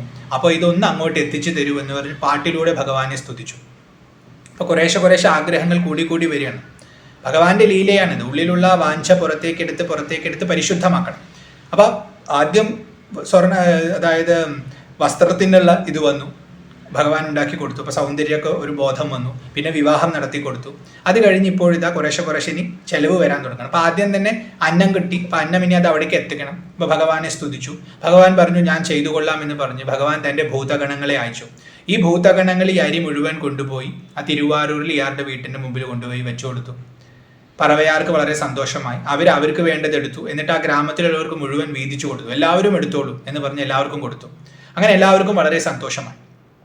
ഇങ്ങനെ കുറച്ച് ദിവസം അവിടെ ഭാര്യയുടെ കൂടെ ഇരുന്ന് നല്ലോണം സന്തോഷിച്ച് ഇങ്ങനെ കഴിഞ്ഞു. അത് കഴിഞ്ഞപ്പോൾ അദ്ദേഹത്തിൻ്റെ ഉള്ളിൽ ആ ഭഗവാനെ സ്തുതിക്കാനാണല്ലോ തനിക്ക് ദൗത്യം കൊടുത്തിട്ടില്ല. താൻ അടിമയാണെന്നുള്ള ബോധം പൂർണ്ണമായിട്ട് പോയിട്ടില്ല. അപ്പം അടിമയായതുകൊണ്ട് ഇനി ഭഗവാനെ സ്തുതിച്ച് ഇങ്ങനെ നടക്കണം. അപ്പോൾ ഭാര്യയോട് പറഞ്ഞു. ഭാര്യ പറഞ്ഞു നിങ്ങൾക്ക് പോകാം, വിരോധമൊന്നുമില്ല, തീർത്ഥാടനമൊക്കെ നടത്താം. പക്ഷെ ഒരു ഓർമ്മയുണ്ടാവണം വീടിനെ കുറിച്ച്. കാരണം നിങ്ങളിപ്പോൾ കല്യാണം കഴിഞ്ഞിരിക്കുന്ന ആളാണ്. അപ്പോൾ കുടുംബത്തെക്കുറിച്ചൊരു വിചാരം ഉണ്ടാവണം. കുടുംബത്തിൻ്റെ കാര്യങ്ങളൊക്കെ നടക്കുന്നുണ്ടോ എന്ന് ഇടയ്ക്ക് അന്വേഷിക്കണം. കലാകാലം എങ്ങനെ സഞ്ചരിക്കാൻ പാടില്ല എന്നൊക്കെ ഒരു നിർദ്ദേശമൊക്കെ കൊടുത്ത് പോകാനായിട്ട് പറഞ്ഞയച്ചു. അങ്ങനെ അദ്ദേഹം വീണ്ടും തീർത്ഥാടനം തുടങ്ങി. ഓരോരോ ക്ഷേത്രങ്ങളിലേക്ക് ചെല്ലുക, അവിടുത്തെ ദേവതയെ കണ്ട് സ്തുതിക്കുക. അങ്ങനെ അദ്ദേഹം സഞ്ചരിക്കുകയാണ്. അങ്ങനെ കുറേ ദൂരം സഞ്ചരിച്ച് കഴിഞ്ഞ് കുറേ ക്ഷേത്രങ്ങളൊക്കെ പോയി കഴിഞ്ഞപ്പോൾ ഒരു തവണ അദ്ദേഹത്തിനൊരു വിവരം ലഭിക്കുകയാണ്. പൈങ്കുനി ഉത്രം എന്ന് പറയുന്ന ഉത്സവം നടക്കാൻ പോവുകയാണ്. അപ്പോൾ അദ്ദേഹത്തിൻ്റെ കൂടെ ഈ ഭാര്യയുടെ ഗ്രാമത്തിലെ കുറേ പേര് വന്നിട്ടുണ്ട്. അപ്പോൾ അവരൊക്കെ ഒപ്പം ഇദ്ദേഹത്തിൻ്റെ കൂടെ സഞ്ചരിക്കണം. അപ്പോൾ അവർ ചിലരിങ്ങനെ പറയുന്നുണ്ട്, അപ്പം നമ്മുടെ ഗ്രാമത്തിൽ ഗംഭീര ഉത്സവമായിരിക്കും, ഇത് നടത്തുന്നത് പറവയാറിൻ്റെ കുടുംബമാണ് എന്നൊക്കെ പറഞ്ഞപ്പോൾ അപ്പോഴാണ് അദ്ദേഹത്തിന് വിചാരമുണ്ടായത്. പറവയാർ ഇത് നടത്തണമെങ്കിൽ താൻ അവിടെ പോയി പങ്കുകൊണ്ടാൽ മാത്രം പോരാല്ലോ, ചെലവിന് വേണ്ടത് കൊടുക്കണ്ടേ. അപ്പോൾ ഇനിയിപ്പോൾ എന്ത് ചെയ്യുമെന്ന് പറഞ്ഞ് അദ്ദേഹം ചിന്തിക്കാൻ തുടങ്ങി. അപ്പോൾ ഇപ്പോൾ കുറേശ്ശെ ആഗ്രഹം കൂടി വരികയാണ്. അങ്ങനെ അദ്ദേഹം ഒരു ക്ഷേത്രത്തിലെത്തി. ആ ക്ഷേത്രത്തിൻ്റെ പേര് തിരുപുകലൂർ എന്ന പേരുള്ള ക്ഷേത്രമാണ്. ആ തിരുപുകലൂർ ക്ഷേത്രത്തിൽ എത്തിക്കഴിഞ്ഞപ്പോൾ അദ്ദേഹം അവിടെ ഭഗവാന്റെ മുമ്പിൽ ചെന്ന് ഭഗവാനോട് ഒരു പാട്ട് രൂപേണ സ്തുതിച്ചുകൊണ്ട് കുറച്ച് സ്വർണം ആവശ്യപ്പെട്ടു. ആദ്യമായിട്ടാണ് ഇങ്ങനെ ഒന്ന് ചോദിക്കുന്നത്. ഇപ്പോൾ സ്വർണത്തിലേക്ക് എത്തിയിട്ടുണ്ടെങ്കിൽ കുറേശ്ശെ കൂടും. അപ്പോൾ ഭഗവാനോട് കുറച്ച് സ്വർണം തരുമെന്ന് അപേക്ഷിച്ചു. അങ്ങനെ അപേക്ഷിച്ച് അന്ന് രാത്രി അവിടെ കിടക്കാൻ തീരുമാനിച്ചു. അപ്പോൾ അവിടെ ഒരു സ്ഥലം കണ്ടെത്തി. നോക്കുമ്പോൾ കിടക്കാൻ കുറച്ച് അസൗകര്യമുണ്ട്. അപ്പോൾ കുറച്ച് ഇഷ്ടികയൊക്കെ കൊണ്ടുവന്നിട്ട് തലയുടെ ഭാഗത്ത് വെച്ച് അവിടെ ഒരു പട്ട് വിരിച്ച് അതിൽ തല വെച്ചിട്ട് അങ്ങനെ അദ്ദേഹം കിടന്നുറങ്ങി. പിറ്റത്തെ ദിവസം കാലത്ത് നീട്ടി നോക്കുമ്പോൾ ആ ഇഷ്ടികകൾ മുഴുവൻ സ്വർണ്ണമായിട്ട് മാറിയിട്ടുണ്ടായിരുന്നു. അപ്പോൾ ഭഗവാന്റെ മഹിമ എന്ന് പറഞ്ഞ ആ സ്വർണം പൊതിഞ്ഞ് അദ്ദേഹം തിരിച്ച് തിരുവാരൂരിലെ വീട്ടിലേക്ക് എത്തി. ഭാര്യയ്ക്ക് അത് കൊടുത്തു. ഉത്സവമൊക്കെ ഗംഭീരമായി നടത്തി. കുറച്ച് ദിവസം അവിടെ താമസിച്ചു. അത് കഴിഞ്ഞ് വീണ്ടും യാത്ര തിരിച്ചു. ഇങ്ങനെ അദ്ദേഹത്തിന് ഇനി കുറേശ്ശെ ഭഗവാന്റെ അടുത്ത് നിന്ന് ഓരോന്ന് സ്വർണം ചോദിക്കേണ്ട ആവശ്യമൊക്കെ വരുന്നുണ്ട്. ഏകദേശം ഒരു 5-6 തവണ അദ്ദേഹം സ്വർണം ചോദിക്കുന്നുണ്ട്. അപ്പോൾ ഉള്ളിലുള്ള ആഗ്രഹങ്ങൾ മുഴുവൻ ഇങ്ങനെ പുറത്തേക്ക് കൊണ്ടുവരികയാണ്. ഒപ്പം ഓർമ്മപ്പെടുത്തുകയാണ്, ഗൃഹസ്ഥാശ്രമം എന്ന് പറഞ്ഞാൽ ഇങ്ങനെ ചില ബുദ്ധിമുട്ടുകളുണ്ട്. ഭഗവാനോട് അടുക്കും തോറും നമുക്ക് ഇതിൽ നിന്നൊക്കെ വിടാൻ പറ്റണം. പക്ഷെ നമ്മൾ ഇത് പിടിച്ചിരിക്കുകയാണെങ്കിൽ കൂടുതൽ അറ്റാച്ച്മെന്റ് വരുമ്പോൾ ഭഗവാന്റെ ഇടയിൽ ഒരു മറ വരും. അപ്പോൾ ആവശ്യങ്ങൾ വരുമ്പോൾ ഭഗവാന് പകരം ആവശ്യങ്ങളിലേക്ക് ശ്രദ്ധ വരും. അപ്പോൾ ഇതൊക്കെ മനസ്സിലാക്കി കൊടുക്കുകയാണ്. ലൗകിക ജീവിതത്തിന്റെ പൊള്ളത്തരം മനസ്സിലാക്കി കൊടുത്ത് ഉള്ളു പാകപ്പെടുത്തുകയാണ് മഹാദേവൻ ഇവിടെ. അതാണ് ഭഗവാന്റെ ലീല. അപ്പോൾ അതിനുവേണ്ടി ഇങ്ങനെ ചില സന്ദർഭങ്ങളൊക്കെ ഉണ്ടാക്കി. ഇപ്പം ഇങ്ങനത്തെ ഉത്സവങ്ങൾ നടത്താനും മറ്റ് ചെലവുകൾ നടത്താനും ഒക്കെ ആയിട്ട് ഭഗവാന്റെ മുമ്പിൽ സ്വർണം യാചിക്കേണ്ടി വരുന്ന അവസ്ഥ ഉണ്ടാക്കി കൊടുക്കുകയാണ്. അപ്പോൾ അത് കാരണം അദ്ദേഹത്തിന് ഒരു 5-6 തവണ ഇങ്ങനെ ഓരോ സ്ഥലത്ത് ചോദിക്കുന്നുണ്ട്. ഓരോ പാട്ടുകളൊക്കെ പാടി കിട്ടുന്നുണ്ട്. അപ്പോൾ അത് മുഴുവനൊന്നും പറയേണ്ട ആവശ്യമില്ലെങ്കിലും അതിലൊരു സന്ദർഭം വളരെ രസകരമാണ്. ആദ്യത്തേത് പറഞ്ഞു, തിരുപ്പുകലൂരിൽ നടന്ന സംഭവം പറഞ്ഞു. അത് കഴിഞ്ഞ് അദ്ദേഹത്തിന് വേറൊരു സ്ഥലത്ത് ഇതുപോലെ സ്വർണം ആവശ്യപ്പെടുന്ന ഒരു സന്ദർഭമുണ്ട്. ആ ക്ഷേത്രത്തിന്റെ പേര് വൃദ്ധാചലം എന്നാണ്. ആ വൃദ്ധാചല ക്ഷേത്രത്തിൽ എത്തിയപ്പോൾ അവിടെ അദ്ദേഹത്തിന് ഇതേപോലെ സ്വർണത്തിന്റെ ആവശ്യം വന്നു. എന്തോ ഇതുപോലെ ഉത്സവം എന്തോ ഒന്ന് നടക്കണം. അപ്പോൾ കുറച്ച് അധികം ഇതിൻ്റെ ആവശ്യമുണ്ട്. അപ്പോൾ അവിടെ ഭഗവാനെ ഒരുപാട് സ്തുതിച്ച് എനിക്ക് സ്വർണം തരൂ എന്ന് പറഞ്ഞ് ഭഗവാനോട് നല്ലോണം അപേക്ഷിച്ചപ്പോൾ ഭഗവാൻ അദ്ദേഹത്തിന് 12,000 അതായത് 12,000 സ്വർണ്ണക്കട്ടകൾ കൊടുത്തു. അപ്പോൾ സ്വർണ്ണക്കട്ടകൾ കിട്ടിയപ്പോൾ ആദ്യം സന്തോഷമായി, പിന്നെ വിഷമായി. കാരണം ഇത് വളരെ ദൂരമുള്ള ക്ഷേത്രമാണ്. അപ്പോൾ ഇവിടെ നിന്ന് ഇനി തിരുവാരൂരിലേക്ക് ഇത് എത്തിക്കണ്ടേ, തൻ്റെ വീട്ടിലേക്ക് ഇത് എത്തിക്കണ്ടേ. അപ്പോൾ മഹാദേവ അങ്ങ് എന്ത് പണിയാണ് അത് കാണിച്ചത്, അവിടെ പ്രകടമാക്കിയാൽ മതിയായിരുന്നു. ഇനിയിപ്പോൾ ഞാൻ എന്താ ചെയ്യാന്ന് പറഞ്ഞിട്ട് വീണ്ടും ഭഗവാനെ പാടി പുകഴ്ത്തി. അപ്പോൾ ഭഗവാൻ അശരീരി ഉണ്ടാക്കി. ഒരു കാര്യം ചെയ്തോ, ഇവിടെ അടുത്തൊരു നദിയുണ്ട്, മുത്താർ എന്നാണ് ഇതിൻ്റെ പേര്. അതിൽ കൊണ്ടുപോയിട്ട് നീ ഇതിട്ടോ. ഞാനിത് അവിടെ തിരുവാരൂരിലെ ക്ഷേത്രക്കുളത്തിൽ എത്തിക്കാം. നീ പിന്നെ ആ കുളത്തിൽ പോയിട്ട് തപ്പിയാൽ മതി, നിനക്ക് കിട്ടും. ഭഗവാനെ വളരെ നന്ദി എന്ന് പറഞ്ഞ് ഈ സുന്ദരര് ഇതെല്ലാം എടുത്തു കൊണ്ടുപോയിട്ട് ആ നദിയിൽ മുത്താറിലിട്ടു. അപ്പോൾ ഇട്ടിട്ട് പൂർണ്ണമായിട്ട് അവസാനത്തെ ഒരു കട്ട കയ്യിൽ വെച്ചു. കാരണം ഇനിയിപ്പോൾ അഥവാ അത് കിട്ടിയില്ലെങ്കിലോ എന്നൊരു വിചാരമുണ്ടായി. മഹാദേവൻ അത് മനസ്സിലായി. അപ്പോൾ ഒരു പണി കൊടുക്കാമെന്ന് തീരുമാനിച്ചു. കാരണം ഭക്തന് പൂർണ്ണ സമർപ്പണം വരണം. അപ്പോൾ ഇവനെ ശുദ്ധമാക്കിക്കൊണ്ടിരിക്കുകയാണല്ലോ. അപ്പോൾ അവൻ്റെ ഉള്ളിലുള്ള ആ സംശയം കൂടി തീർത്ത് കൊടുക്കണം. താൻ ചെയ്യുമെന്ന് പറഞ്ഞാൽ ചെയ്യും, അത് ഉറപ്പായിരിക്കണം ഭക്തൻ. അപ്പോൾ ഈ ഒരു കട്ട കയ്യിൽ വെച്ചിട്ട് അദ്ദേഹം തിരിച്ചു നടന്നു. അങ്ങനെ വഴിയിലുള്ള ക്ഷേത്രങ്ങളിലൊക്കെ പോയി ഭഗവാനെയൊക്കെ സ്തുതിച്ച് അവസാനം തിരുവാരൂരിലെത്തി. ഭാര്യയുടെ അടുത്ത് കാര്യം പറഞ്ഞു, ഇങ്ങനെ ക്ഷേത്രകുളത്തിൽ കിട്ടും. അങ്ങനെ അവിടെ ചെന്ന് ആ ക്ഷേത്രകുളത്തിൽ ആദ്യം കുറെ തപ്പി കിട്ടിയില്ല. അപ്പോൾ വീണ്ടും ഭഗവാനെ പാടി സ്തുതിച്ചു. അങ്ങനെ സ്തുതിച്ചപ്പോൾ അശരീരി ഉണ്ടായി തപ്പാൻ പറഞ്ഞു, വീണ്ടും തപ്പി കിട്ടിക്കഴിഞ്ഞപ്പോൾ എല്ലാം പുറത്തേക്ക് കൊണ്ടുവന്ന് വെച്ചു. നാട്ടുകാർക്കൊക്കെ സന്തോഷമായി. ഓ, എൻ്റെ മഹിമ നോക്കൂ എന്നൊക്കെ എല്ലാവരും പറഞ്ഞുകൊണ്ടിരിക്കുന്ന സമയത്താണ് അദ്ദേഹം ശ്രദ്ധിച്ചത്, തൻ്റെ കയ്യിലുള്ള കട്ടയുടെ അത്ര പവിത്രത ഇതിനില്ല, ലോ ക്വാളിറ്റി ഗോൾഡാണ്. അപ്പോൾ അവിടെ കിട്ടിയ സ്വർണ്ണമല്ല. അപ്പോൾ മഹാദേവ അങ്ങ് പരീക്ഷിക്കുകയാണോ എന്ന് പറഞ്ഞ് വീണ്ടും സ്തുതിക്കാൻ തുടങ്ങി.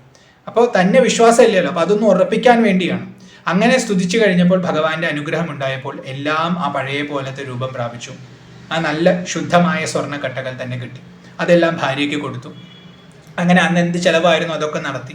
ഇങ്ങനെ ഇടയ്ക്കിടയ്ക്ക് അദ്ദേഹം സ്വർണ്ണങ്ങൾ ചോദിക്കുന്നുണ്ട്. അപ്പോൾ ഇപ്പോൾ കുറേശ്ശെ ലോകത്തിൻ്റെ ബുദ്ധിമുട്ടുകൾ, ഗൃഹസ്ഥാശ്രമത്തിൻ്റെ ബുദ്ധിമുട്ടുകൾ, ഇവിടെ സുഖം മാത്രമല്ല ദുഃഖമുണ്ടാവും, ആഗ്രഹങ്ങൾ വരും. ആഗ്രഹങ്ങൾ വരുമ്പോൾ മനസ്സ് എങ്ങനെ അസ്വസ്ഥമാകുന്നു, ഇതൊക്കെ അദ്ദേഹത്തിന് ഭഗവാൻ പഠിപ്പിച്ചു കൊടുക്കണം.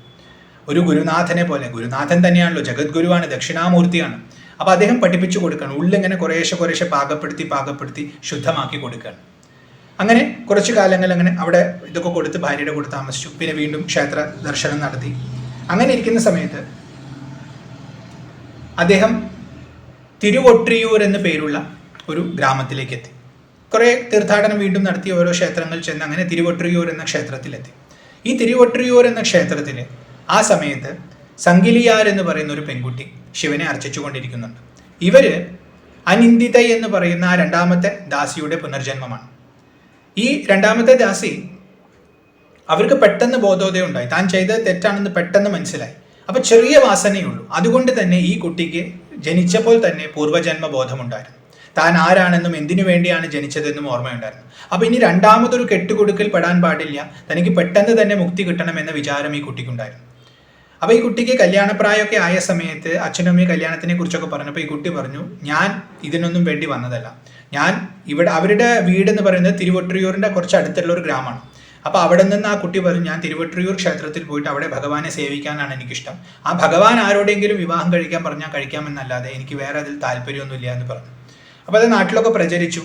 എല്ലാവർക്കും ഒരു പുച്ഛമോ, ഈ കുട്ടി ആരാ, അപ്പോൾ ഭഗവാനെ സേവിക്കാൻ ആരാന്നൊക്കെ പറഞ്ഞിട്ട് പുച്ഛം. അപ്പോൾ അങ്ങനെ അവർ പറയുന്നതൊന്നും വകവരുത്താതെ ഒരു കുടുംബം ആലോചനയുമായിട്ട് വന്നു. കുട്ടി വേണ്ടാന്നൊക്കെ പറഞ്ഞു. അങ്ങനെ പലതും പറയുന്നൊക്കെ പറഞ്ഞിട്ട് അവർ തിരിച്ചു പോകുന്ന വഴിക്ക് അപകടത്തിൽ മരണപ്പെട്ടു. ആ വാർത്ത അവിടെയൊക്കെ പ്രചരിച്ചു. അപ്പോൾ എല്ലാവർക്കും ഭയം തോന്നി. ഓ, മഹാദേവൻ ഈ കുട്ടിയെ ഭക്തയായിട്ട് സ്വീകരിച്ചിട്ടുണ്ടെന്നാണ് തോന്നുന്നത്. അപ്പോൾ ആ കുട്ടിയുടെ ഇച്ഛ തന്നെ നടക്കട്ടെ എന്ന് പറഞ്ഞ് അച്ഛനമ്മയും പ്രേരിപ്പിച്ചു. അങ്ങനെ തിരുവൊട്രിയൂരിലേക്ക് ഈ സംഗലിയാരെ അയക്കുകയാണ്. അപ്പോൾ അവരവിടെ ചെന്ന് ഭഗവാനെ സേവിച്ചുകൊണ്ടിരിക്കുകയാണ്. ഭഗവാന് മാലയൊക്കെ കെട്ടിക്കൊടുത്ത് ഭഗവാന്റെ ഭജനയൊക്കെ നടത്തി അങ്ങനെ ഇരിക്കുകയാണ്. അപ്പോൾ അവർക്ക് നല്ല ബോധമുണ്ട് താൻ ആരാണെന്ന്. അപ്പോൾ എത്രയും പെട്ടെന്ന് ഇവിടെ കുറച്ചു കാല വാസന മുഴുവൻ തീർത്ത് തിരിച്ച് അമ്മയുടെ അടുത്തേക്ക്, പാർവതിയുടെ അടുത്തേക്ക് പോകണമെന്ന വിചാരത്തിൽ ഭഗവാനെ സേവിച്ചുകൊണ്ട് അവിടെ ഇരിക്കുകയാണ്. ആ സമയത്താണ് അവിടേക്ക് ഈ തിരുവൊട്രിയൂർ ക്ഷേത്രത്തിലേക്ക് സുന്ദരർ എത്തുന്നത്.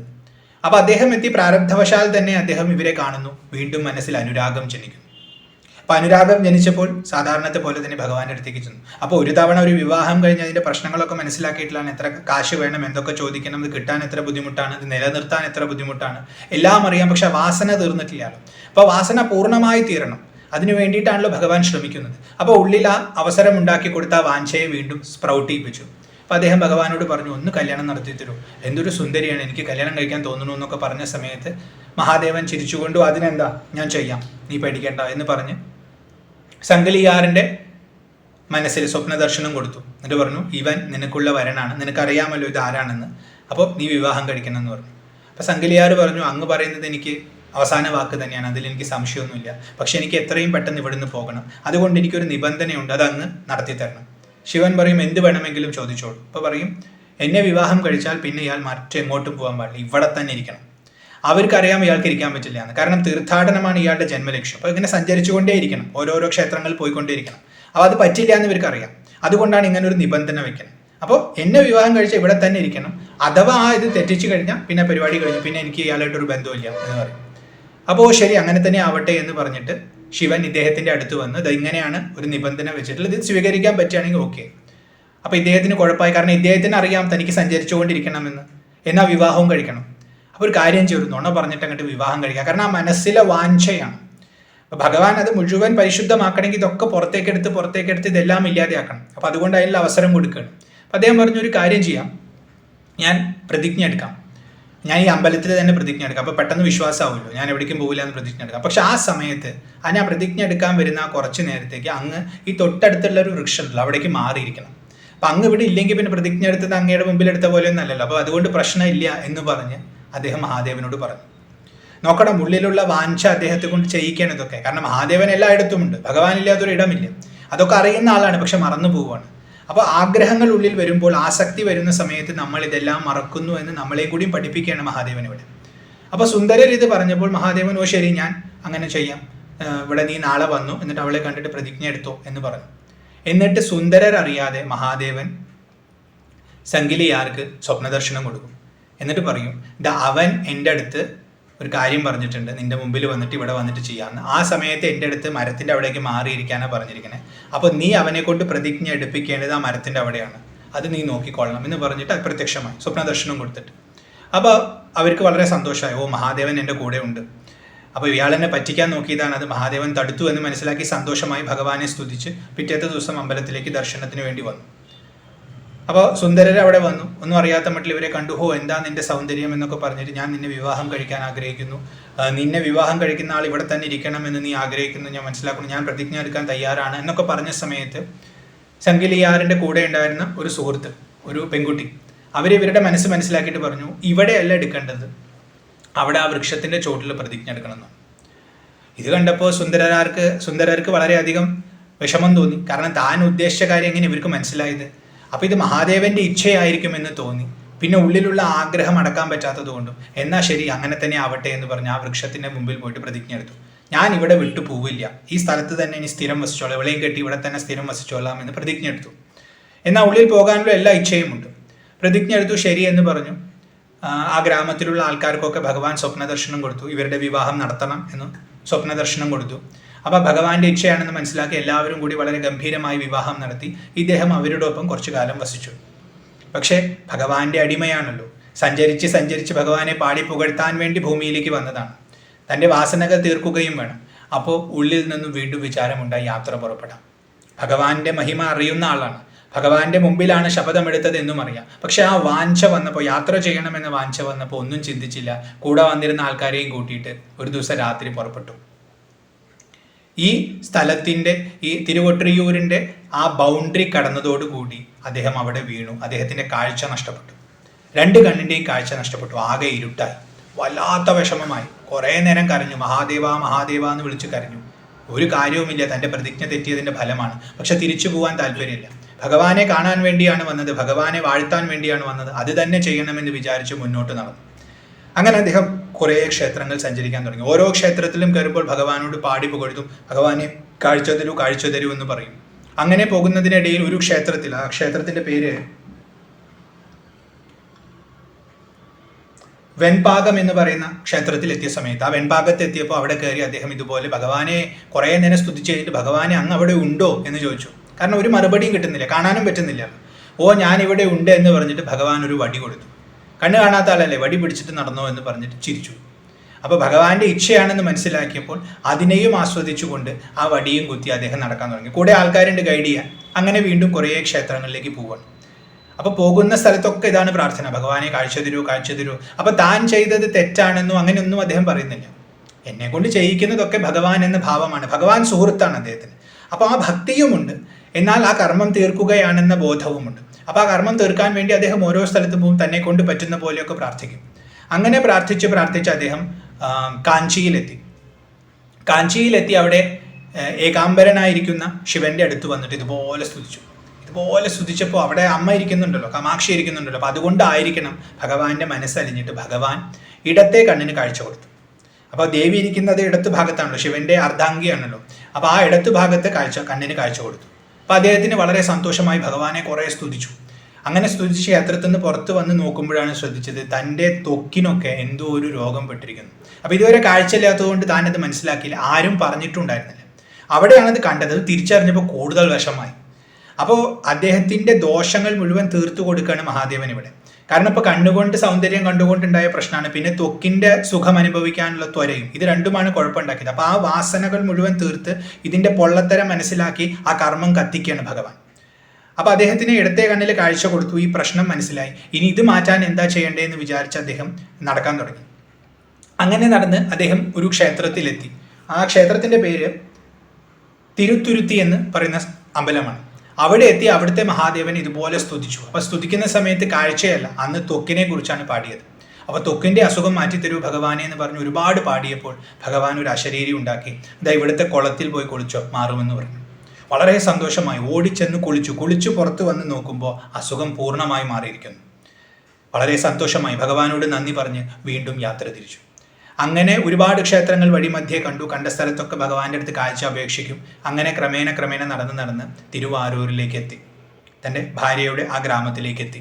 അവിടുത്തെ ശിവക്ഷേത്രത്തിൽ കയറി ഭഗവാന്റെ മുമ്പിൽ ഭഗവാനെ മുക്തകണ്ഠം പ്രശംസിച്ച് ഭഗവാനോട് വീണ്ടും കാഴ്ചയ്ക്ക് വേണ്ടി അപേക്ഷിച്ചപ്പോൾ അവൻ്റെ ആ പ്രാരബ്ധം കുറേശ്ശെ തീർന്നു വരികയാണെന്ന് മനസ്സിലാക്കിയപ്പോൾ ഭഗവാൻ അനുഗ്രഹിച്ചു. വലത്തെ കണ്ണിനും കാഴ്ച കിട്ടി. അങ്ങനെ 2 കണ്ണിനും കാഴ്ച കിട്ടിയപ്പോൾ അദ്ദേഹത്തിന് വളരെ സന്തോഷമായി. ഇപ്പോൾ വിചാരം ഭാര്യയെക്കുറിച്ചായി. ഇതാണ് വാസന പൂർണ്ണമായി കളയണം. അപ്പോൾ നമുക്കൊരു തടസ്സം വരുന്ന സമയത്ത് ഇന്ദ്രിയ സുഖങ്ങളിൽ നിന്നൊക്കെ വിരക്തി വരും. ആ തടസ്സം നീങ്ങിക്കഴിഞ്ഞാൽ വീണ്ടും ഇത് വരും. ഇത് മനസ്സിലാക്കി കൊടുക്കുകയാണ് മഹാദേവൻ. അപ്പോൾ അദ്ദേഹത്തിന് തൻ്റെ ഭാര്യ, അതായത് പറവയാറിനെ കുറിച്ച് ഓർമ്മ വന്നു. അപ്പോൾ പറവയാറിൻ്റെ അടുത്തേക്ക് ഞാനിപ്പോൾ എങ്ങനെ പോവുക? കാരണം അവരിപ്പോൾ ഈ കാര്യമൊക്കെ അറിഞ്ഞിട്ടുണ്ടാവും, അവരറിഞ്ഞിട്ടുണ്ട്. അവരുടെ അടുത്ത് ഇവിടെ നിന്ന്, കാരണം ഇദ്ദേഹത്തിൻ്റെ കൂടെ അവരുടെ ഗ്രാമത്തിലെ കുറേ പേര് വന്നിട്ടുണ്ട്. അപ്പോൾ അതിൽ ആരൊക്കെയോ തിരിച്ചു വന്ന് കാര്യം അറിയിച്ചിട്ടുണ്ട്. ഇദ്ദേഹം അവിടെ 2ാമത് വിവാഹം കഴിച്ചതും കാഴ്ച നഷ്ടപ്പെട്ടതും ഒക്കെ അറിഞ്ഞപ്പോൾ വളരെ ദേഷ്യത്തിലും വളരെ ദുഃഖത്തിലാണ് പറവയാറിയിരിക്കണം. അപ്പോൾ വീട്ടിലേക്ക് കയറി ചെല്ലാൻ പറ്റില്ല. എന്നാൽ പോകണമെന്നുണ്ട്, അവരുടെ അടുത്ത് ഇരിക്കണം എന്നുള്ള ആഗ്രഹമുണ്ട്. അപ്പോൾ എന്ത് ചെയ്യണമെന്ന് പറഞ്ഞ് ഭഗവാന്റെ അടുത്ത് തന്നെ പ്രാർത്ഥിക്കുകയാണ്. കാരണം ഇദ്ദേഹത്തിന് ഭഗവാൻ മാത്രമേ ഉള്ളൂ, അടിമയാണല്ലോ. അപ്പോൾ ഭഗവാൻ മാത്രമേ ഉള്ളൂ. അപ്പോൾ ഭഗവാന്റെ അടുത്ത് ചെന്ന് പ്രാർത്ഥിക്കുകയാണ്, ഭഗവാനെ അങ്ങ് എങ്ങനെയെങ്കിലും ഒന്ന് പോയിട്ടൊന്ന് പറയൂ. അപ്പോൾ ഭഗവാൻ പാവം തോന്നി, ശരി ഞാൻ പോയി പറയാമെന്ന് പറഞ്ഞ് ഭഗവാൻ ഒരു ബ്രാഹ്മണന്റെ വേഷം ധരിച്ചിട്ട് ഒരു രാത്രി അവരുടെ വീട്ടിലേക്ക് ചെല്ലുകയാണ്. അപ്പോൾ ഭഗവാൻ ദൂത്ത് പോകുന്നത്, പണ്ട് ദേവി ഒരിക്കൽ ശിവനെ ദൂത്തിനെ അയച്ചിട്ടുണ്ടെന്നല്ലാതെ വേറെ ആരും ഇങ്ങനെ പറഞ്ഞയക്കണ കണ്ടിട്ടില്ല. അപ്പോൾ ഒരു ഉടമയെ ദൂത്തിനെ അയക്കണ കാഴ്ച കാണാനായിട്ട് ദേവന്മാരും ഭൂതഗണങ്ങളും എല്ലാവരും അവിടെ വന്നു.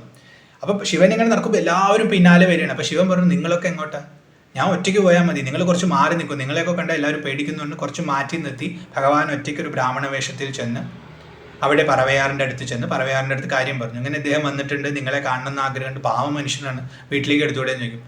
എടുക്കണ പ്രശ്നമേ ഉദിക്കുന്നില്ല, എന്താ ഇയാൾ വിചാരിച്ചിരിക്കുന്നത്, വേറെ കെട്ടിയിട്ട് വന്നാൽ ഞാൻ എടുക്കുന്നില്ല എന്നൊക്കെ പറഞ്ഞ് വളരെ കർക്കശമായിട്ട് പറയും. ശരി, നിങ്ങളിപ്പോൾ അങ്ങനെ പറയുകയാണെങ്കിൽ എന്താ ചെയ്യാന്ന് പറഞ്ഞിട്ട് ശിവൻ തിരിച്ച് നടന്ന അമ്പലത്തിലെത്തും. അപ്പോൾ ഇദ്ദേഹം അവിടെ കാത്തിരിക്കണം. അങ്ങ് പറഞ്ഞു, അവൾ എന്താ പറഞ്ഞു, എനിക്ക് അറിയാൻ ആഗ്രഹമുണ്ടെന്നൊക്കെ പറഞ്ഞു. ഒരു നിവൃത്തിയില്ല, ഒരു രക്ഷയില്ല, ഞാൻ എന്നെ കൊണ്ട് പറ്റുന്ന പോലെയൊക്കെ പറഞ്ഞു. അവർ കേൾക്കുന്നില്ല. അങ്ങ് പറഞ്ഞിട്ട് അവൾ കേൾക്കില്ല എന്ന് പറയാൻ എനിക്ക് വിശ്വാസമില്ല. അങ്ങ് ശരിക്കും പറഞ്ഞിട്ടുണ്ടാവില്ല. അങ്ങ് ശരിക്കും പറഞ്ഞിട്ടുണ്ടെങ്കിൽ അവൾ കേൾക്കും, ഉറപ്പാണ് എനിക്ക്. അങ്ങ് ആരാണെന്ന് എനിക്കറിയില്ല, അങ്ങ് പോയി ഒന്ന് പറയൂ എന്നൊക്കെ പറഞ്ഞിട്ട് ആ ഉള്ളിലെ വാഞ്ച അതിങ്ങനെ പറയിപ്പിക്കണം അദ്ദേഹത്തെ കൊണ്ട്. ഭഗവാൻ ശിവൻ ചിരിച്ചുകൊണ്ട്, ശരി, അപ്പം നീ ഇപ്പോൾ പറഞ്ഞിട്ട് ഞാൻ പോയില്ല എന്ന് വേണ്ട, ഞാൻ ഒന്നുകൂടി പോവാണ്. അങ്ങനെ ഭക്തന് വേണ്ടി, തൻ്റെ അടിമയ്ക്ക് വേണ്ടി ഭഗവാൻ സ്വയം 2ാമതും ദൂതിന് പോവാണ്. ദാമ്പത്യ പ്രശ്നം തീർക്കാൻ വേണ്ടി പോവാണ് പാവം. പക്ഷേ ഇവിടെ പറവയാറിന്റെ മനസ്സിൽ അപ്പോഴേക്കും ചെറിയൊരു അലിവ് വന്നിട്ടുണ്ട്. കാരണം ശിവന്റെ വാക്കാണല്ലോ. അപ്പോൾ ശിവനാണെന്നൊന്നും മനസ്സിലായിട്ടില്ലെങ്കിൽ ആ വാക്കിന് അത്രയും ശക്തിയുണ്ട്. അപ്പോൾ ഉള്ളിൽ മനസ്സങ്ങനെ അലിയാൻ തുടങ്ങി. ശരിയാണ്, ഒരു അബദ്ധം ആർക്കും പറ്റും എന്നൊക്കെ ഇങ്ങനെ ചിന്തിച്ചുകൊണ്ടിരിക്കുകയാണ്. അപ്പോൾ ഒന്നും കൂടി വന്ന് വിളിച്ചാൽ റെഡി ആവാമെന്ന് വിചാരിച്ചിരിക്കുമ്പോൾ മഹാദേവൻ വീണ്ടും വരുന്നു. പക്ഷെ മഹാദേവനാണെന്നൊന്നും മനസ്സിലായിട്ടില്ല. ഇതൊരു ബ്രാഹ്മണൻ വരുന്നു, ഇതേപോലെ വീണ്ടും പറഞ്ഞു, ഓ ശരി, അങ്ങ് ഇത്രയും കാര്യമായിട്ട് 2 പ്രാവശ്യം വന്ന് പറഞ്ഞല്ലേ, ശരി അദ്ദേഹത്തെ വിളിച്ചോളൂ എന്ന് പറയും. അങ്ങനെ ശിവൻ ചെന്ന് കാര്യം അറിയിക്കും. അദ്ദേഹത്തിന് സന്തോഷമാവും, ഓടി വരും, ഭാര്യയെ കെട്ടിപ്പിടിക്കും, കുറേ ഉമ്മയൊക്കെ കൊടുക്കും, പ്രശ്നമൊക്കെ പരിഹരിച്ചല്ലോ എന്ന് പറഞ്ഞിട്ട് ഭാര്യയുടെ കൂടെ വസിക്കാൻ തുടങ്ങും. ഇത് അവിടെയൊക്കെ പ്രചരിക്കാൻ തുടങ്ങും. നോക്കൂ, മഹാദേവൻ തന്നെ ഇദ്ദേഹത്തിന് വേണ്ടി ദൂത് പോയി എന്ന കാര്യം ശിവഭക്തന്മാരുടെ ഇടയിൽ പ്രചരിപ്പിക്കാൻ തുടങ്ങും. അപ്പോൾ ആ സമയത്ത് അവിടെ ഉണ്ടായിരുന്ന ഒരു ശിവഭക്തനുണ്ട്.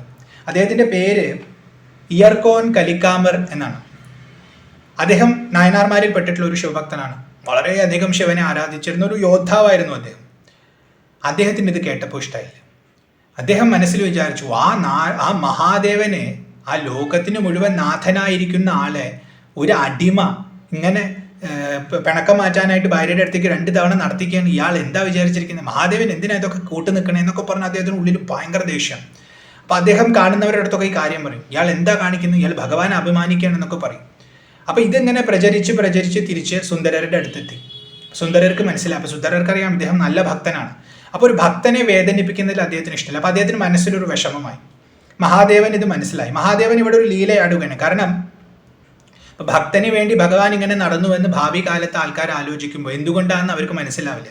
ഭക്തന് വേണ്ടിയല്ല, ഇതെല്ലാം ഭഗവാന്റെ ഇച്ഛയാണെന്ന് അവർക്ക് മനസ്സിലാവണം. കാരണം ഇവിടെ നടക്കുന്നത് മുഴുവൻ ഭഗവാന്റെ ഇച്ഛയാണ്.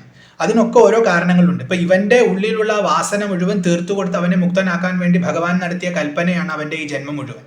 അപ്പൊ അവനെ ഒരു കളിപ്പാട്ടം പോലെ ഭഗവാൻ കളിപ്പിക്കുകയാണ്. അപ്പൊ ഭഗവാന്റെ മഹിമ ശരിക്കും മനസ്സിലാക്കാൻ വേണ്ടി, അത് ഭാവിയിൽ ആർക്കും ഇനി ഒരു സംശയം ഉണ്ടാവണ്ട എന്ന് ഉറപ്പ് വരുത്താൻ വേണ്ടിയാണ് ഇവിടെ ഈ സംഭവം നടത്തുന്നത്. അപ്പൊ ഈ ഇയർകോണിന്റെ ഉള്ളിൽ മനസ്സിൽ ഇങ്ങനെ ഈ ഒരു വിദ്വേഷഭാവം ഉണ്ടാക്കുകയും അത് സുന്ദരർ അറിയുകയും അദ്ദേഹത്തിന് വിഷമം ഉണ്ടാക്കുകയും ചെയ്തു. ആ സമയത്ത് ഇതിനൊരു പരിഹാരം ഉണ്ടാക്കാൻ വേണ്ടി മഹാദേവൻ ഒരു മായ കാട്ടി. ആ മായ എന്തെന്നാൽ, ഈ ഇയർകോണിന്റെ വയറിന് വല്ലാത്ത വേദന ആരംഭിച്ചു. വല്ലാത്ത വേദന, ഒരുപാട് വൈദ്യന്മാരെ കണ്ടു, എന്ത് ചെയ്തിട്ട് മാറ്റാൻ പറ്റുന്നില്ല, വല്ലാത്ത വേദന. അപ്പൊ ഭഗവാൻ തന്നെ ശരണം എന്ന് പറഞ്ഞ് ഭഗവാനെ വിളിച്ച് സ്തുതിക്കാൻ തുടങ്ങി. അങ്ങനെ സ്തുതിക്കാൻ തുടങ്ങിയപ്പോൾ ഒരു ദിവസം ദർശനം കിട്ടി. ദർശനത്തിൽ പറഞ്ഞു, സുന്ദരര് വന്ന് തൊട്ടാലേ നിന്റെ വയറുവേദന മാറൂ, വേറെ ആര് വിചാരിച്ചാലും മാറില്ലേ. അത് കേട്ടപ്പോൾ ഇദ്ദേഹത്തിന് വല്ലാത്ത ദേഷ്യമായി. അവൻ വന്നിട്ട് എന്നെ തൊടണം, അങ്ങേ നടത്തിച്ചവൻ വന്നിട്ട് എന്നെ തൊടണം, അതിനൊന്നും ആവശ്യമില്ല എന്നൊക്കെ പറഞ്ഞിട്ട് ഞാനിത് സഹിച്ചോളാം എന്ന് പറഞ്ഞിട്ട് ഇരിക്കുകയാണ്. അതേ സമയത്ത് ഭഗവാൻ സുന്ദരർക്ക് ദർശനം കൊടുത്തിട്ട് പറയും, നീ പോയിട്ട് ഇയർകോണിനെ കണ്ടിട്ട് ഒന്ന് തൊടണവനെ, അവൻ്റെ വയറുവേദന മാറും, അതോടുകൂടി നിങ്ങളുടെ തമ്മിൽ പ്രശ്നവും തീരും. അപ്പോൾ സുന്ദരർക്ക് വളരെ സന്തോഷമായി. അദ്ദേഹം ഉടനെ തന്നെ യാത്ര പുറപ്പെട്ടു. ഇദ്ദേഹം താമസിക്കുന്ന ഭാഗത്തേക്ക് പോവുകയാണ്. അപ്പോൾ തന്നെ ഇവിടെ ദർശനം കൊടുത്തു, സ്വപ്ന ദർശനം കൊടുത്തു, എന്നിട്ട് പറഞ്ഞു വരുന്നുണ്ട്. അപ്പോൾ ഇദ്ദേഹത്തിന് ദേഷ്യം കൂടി. ഞാൻ ഇനി ഇയാളുടെ മുമ്പിൽ നിൽക്കണമല്ലോ, ഇയാളുടെ ഇത് കൊണ്ട് ഞാൻ ജീവിക്കണമല്ലോ, അതിൻ്റെ ആവശ്യം എനിക്കില്ല എന്ന് പറഞ്ഞിട്ട് ഇയാൾ വരുന്നതിന് മുമ്പ് തന്നെ കത്തിയെടുത്ത് വയറ് കീറി അയാൾ മരിച്ചു, ആത്മഹത്യ ചെയ്തു. അത്രയും ഇതാണ്. കാരണം ശിവനെ അപമാനിച്ച ആളുടെ അടുത്ത് എനിക്ക് ഒരു ഇടപാടും ഇല്ല എന്നുള്ളതിൽ ആത്മഹത്യ ചെയ്തു. ഇപ്പം ഇയാൾ ആത്മഹത്യ ചെയ്തു, എനിക്ക് അയാളുടെ ഒരു സേവയും വേണ്ടാന്ന് പറഞ്ഞിട്ട് ഇത് ചെയ്തു. ഭാര്യ ഇത് അറിഞ്ഞു, ഭാര്യ കരഞ്ഞുകൊണ്ടിരിക്കുകയാണ്. ആ സമയത്താണ് വാർത്ത വരുന്നത്, സുന്ദരർ എത്തിയിട്ടുണ്ട്, പഠിക്കൽ എത്തിയിട്ടുണ്ട്, വീട്ടിലേക്ക് വരുന്നുണ്ട്. അപ്പോൾ ഭർത്താവിൻ്റെ അവസാനത്തെ ആഗ്രഹം എന്തായിരുന്നു, ഇയാളിൽ നിന്ന് ഒരു സഹായം സ്വീകരിക്കാൻ പാടില്ല. അപ്പോൾ ഇയാൾ മരിച്ചു എന്നൊക്കെ അറിഞ്ഞു കഴിഞ്ഞാൽ അദ്ദേഹത്തിന് അത് ദുഃഖവും. അപ്പോൾ അതൊന്നും അറിയിക്കാതെ അയാൾ പറഞ്ഞു വിടണമെന്ന് പറഞ്ഞിട്ട് ഭാര്യ ഭർത്താവിൻ്റെ ബോഡി ഒരു റൂമിൽ ഒളിപ്പിച്ചു വെച്ചാൽ എല്ലാവരുടെ അടുത്തും ഒന്നും അറിയിക്കരുതെന്ന് പറഞ്ഞ് സുന്ദരരെ വിളിച്ചു വരുത്തി. ഒരു സാധാരണ അവസ്ഥയിൽ ഇരിക്കുന്ന പോലെ അദ്ദേഹത്തെ സ്വീകരിച്ച് അദ്ദേഹത്തിന് പാനീയമൊക്കെ കൊടുത്ത് സുഖമല്ലേ എന്നൊക്കെ ചോദിച്ചപ്പോൾ അദ്ദേഹം പറഞ്ഞു, ഞാൻ ഇയർകോനെ ഒന്ന് കാണാൻ വേണ്ടി വന്നതാണ്, എവിടെ അദ്ദേഹം. അപ്പോൾ ഇവർ പറഞ്ഞു ഉറങ്ങുകയാണ്, വിശ്രമിക്കുകയാണ്, അങ്ങനെ പലതും പറഞ്ഞ് അവസാനം സമ്മതിക്കുന്നില്ല എന്ന് മനസ്സിലാക്കിയപ്പോൾ കാണിച്ചു കൊടുത്തു. അപ്പോൾ മരിച്ചു കിടക്കുന്നത് കണ്ടപ്പോൾ ഇദ്ദേഹത്തിന് വല്ലാത്ത ദുഃഖമായി. താൻ കാരണമാണല്ലോ ഇത് ഉണ്ടായത്, തനിക്കിനി ജീവിക്കാൻ എന്താണ് അധികാരം, ശിവന്റെ ഒരു പരമഭക്തനാണല്ലോ താൻ കാരണമേ ഇത് ഉണ്ടായതെന്ന് പറഞ്ഞ് അവിടെ കിടക്കുന്ന കത്തി കണ്ടപ്പോൾ ആ കത്തി എടുത്ത് തന്നെ കുത്താൻ വേണ്ടി നിൽക്കുന്ന സമയത്ത് മഹാദേവൻ ഒരു അനുഗ്രഹം ചൊരിഞ്ഞു. ഉടനെ തന്നെ ഇദ്ദേഹം ഉണർന്ന് നീക്കുന്ന പോലെ നീറ്റു നോക്കുമ്പോൾ ഒരു മുറിപ്പാടുമില്ല, ഭേദമായിരിക്കുന്നു. ഇയർകോൺ അപ്പോഴാണ് മനസ്സിലായത് ഭഗവാന്റെ ലീല എന്തിനായിരുന്നു. ഉടനെ തന്നെ അദ്ദേഹത്തിന്റെ കൈ പിടിച്ച് തടഞ്ഞു. എന്നിട്ട് പറഞ്ഞു, അങ്ങും ഞാനും ഒക്കെ ശിവൻ ഒരുപോലെയാണ്, എനിക്ക് തോന്നിയത് അബദ്ധമാണ്, ഇതെല്ലാം മഹാദേവന്റെ ലീലയാണ്, മഹാദേവന്റെ ഇച്ഛയാണ്. അദ്ദേഹം ഇച്ഛിക്കാതെ ഒന്നും ഇവിടെ നടക്കില്ല. അങ്ങ് പറഞ്ഞത് കൊണ്ടൊന്നല്ല അദ്ദേഹം പോയിട്ടും വന്നത്, അത് അദ്ദേഹത്തിന്റെ ഇച്ഛയാണ്, അദ്ദേഹത്തിന്റെ ലീലയാണ്. നമ്മളാണ് അദ്ദേഹത്തിന്റെ കയ്യിലെ കലപ്പാവ. ഇത് പറഞ്ഞ് രണ്ടുപേരും കെട്ടിപ്പിടിച്ചു. ഒരുപാട് സമാധാനമായി. അന്നത്തെ ദിവസം അവിടെ കഴിഞ്ഞ് വീണ്ടും ഇദ്ദേഹം തീർത്ഥാടനവുമായിട്ട് തുടർന്നു. ഈ സമയത്ത് മറ്റൊരു നായനാരുണ്ട്, ശിവഭക്തനായ പ്രസിദ്ധനായ മലയാളിയാണ്, ചേരമാൻ പെരുമാൾ. അദ്ദേഹത്തിൻ്റെ ഒരു രീതി, അദ്ദേഹം കേരളത്തിലാണ്, തിരുവഞ്ചിക്കുളത്താണ് അദ്ദേഹത്തിൻ്റെ ആസ്ഥാനം. അപ്പോൾ അദ്ദേഹം ദിവസവും ശിവനെ ഉപാസിക്കും. അപ്പോൾ ശിവനെ ഇങ്ങനെ സ്തോത്രം പാടി ആരാധനയൊക്കെ നടത്തി കഴിഞ്ഞാൽ ശിവന്റെ കാൽച്ചിലമ്പിൻ്റെ ശബ്ദം കേൾക്കും. അതാണ് അദ്ദേഹത്തിൻ്റെ രീതി. അപ്പോൾ ആ കാൽച്ചിലമ്പിൻ്റെ ശബ്ദം കേട്ട് അദ്ദേഹത്തിന് സമാധാനം, ആ ഭഗവാൻ ഇന്ന് വന്നു, എൻ്റെ പൂജയെല്ലാം സ്വീകരിച്ചു എന്ന് അദ്ദേഹത്തിന് ഉറപ്പാണ്. അങ്ങനെ കുറേ ദിവസം ഇത് ചെയ്തിട്ട് ഒരു ദിവസം ഇദ്ദേഹം പൂജ ചെയ്യുന്ന സമയത്ത് ചിലമ്പിൻ്റെ ശബ്ദം കേൾക്കുന്നില്ല. കുറേ നേരം കഴിഞ്ഞിട്ട് കാത്തിരുന്നിട്ട് കേൾക്കാതെയായപ്പോൾ വല്ലാത്ത ദുഃഖമായി അദ്ദേഹം കരയാൻ തുടങ്ങി. ഭഗവാനെ നടരാജ, എന്തുകൊണ്ടാണ് അങ്ങയുടെ ശബ്ദം കേൾക്കാത്തതെന്ന് പറഞ്ഞ് ഇങ്ങനെ കരയാൻ തുടങ്ങി. കുറച്ചു നേരം കഴിഞ്ഞപ്പോൾ നല്ല ഉറക്കത്തിൽ ശബ്ദം കേട്ടു. ആ ഒച്ചത്തിലുള്ള ആ ശബ്ദം കേട്ട സമയത്ത് മഹാദേവ അങ്ങ് വന്നു എന്ന് പറഞ്ഞിട്ട് കണ്ണടച്ചുകൊണ്ട് ഭഗവാനോട് ചോദിക്കാൻ, പിന്നെ എന്തുകൊണ്ടാണ് ഇന്ന് വൈകിയത്, എന്തുകൊണ്ട് എനിക്ക് കേൾക്കാൻ പറ്റിയില്ല എന്ന് പറഞ്ഞ് ചോദിച്ചപ്പോൾ മഹാദേവന്റെ അശരീരി അദ്ദേഹം കേട്ടു. മഹാദേവൻ പറഞ്ഞു, എൻ്റെ ഒരു ഭക്തൻ, അവൻ്റെ പേര് സുന്ദരർ എന്നാണ്, അവൻ എന്നെ പാടി പുകഴ്ത്ത ഒരു അമ്പലത്തിൽ. അപ്പോൾ അത് കേട്ട് പോയപ്പോൾ ഞാൻ അവിടെ നിന്നുപോയി, ഞാൻ നിന്റെ വിളിക്കുന്നത് മറന്നുപോയി. അവൻ്റെ പാട്ട് കഴിഞ്ഞപ്പോഴാണ് എനിക്ക് ഓർമ്മ വന്നത് നീ പൂജ നടത്തിയിട്ടുണ്ടാവുന്നത്, അതുകൊണ്ടാണ് ഞാൻ ഓടി വന്നത്, അതുകൊണ്ടാണ് വൈകിയത്.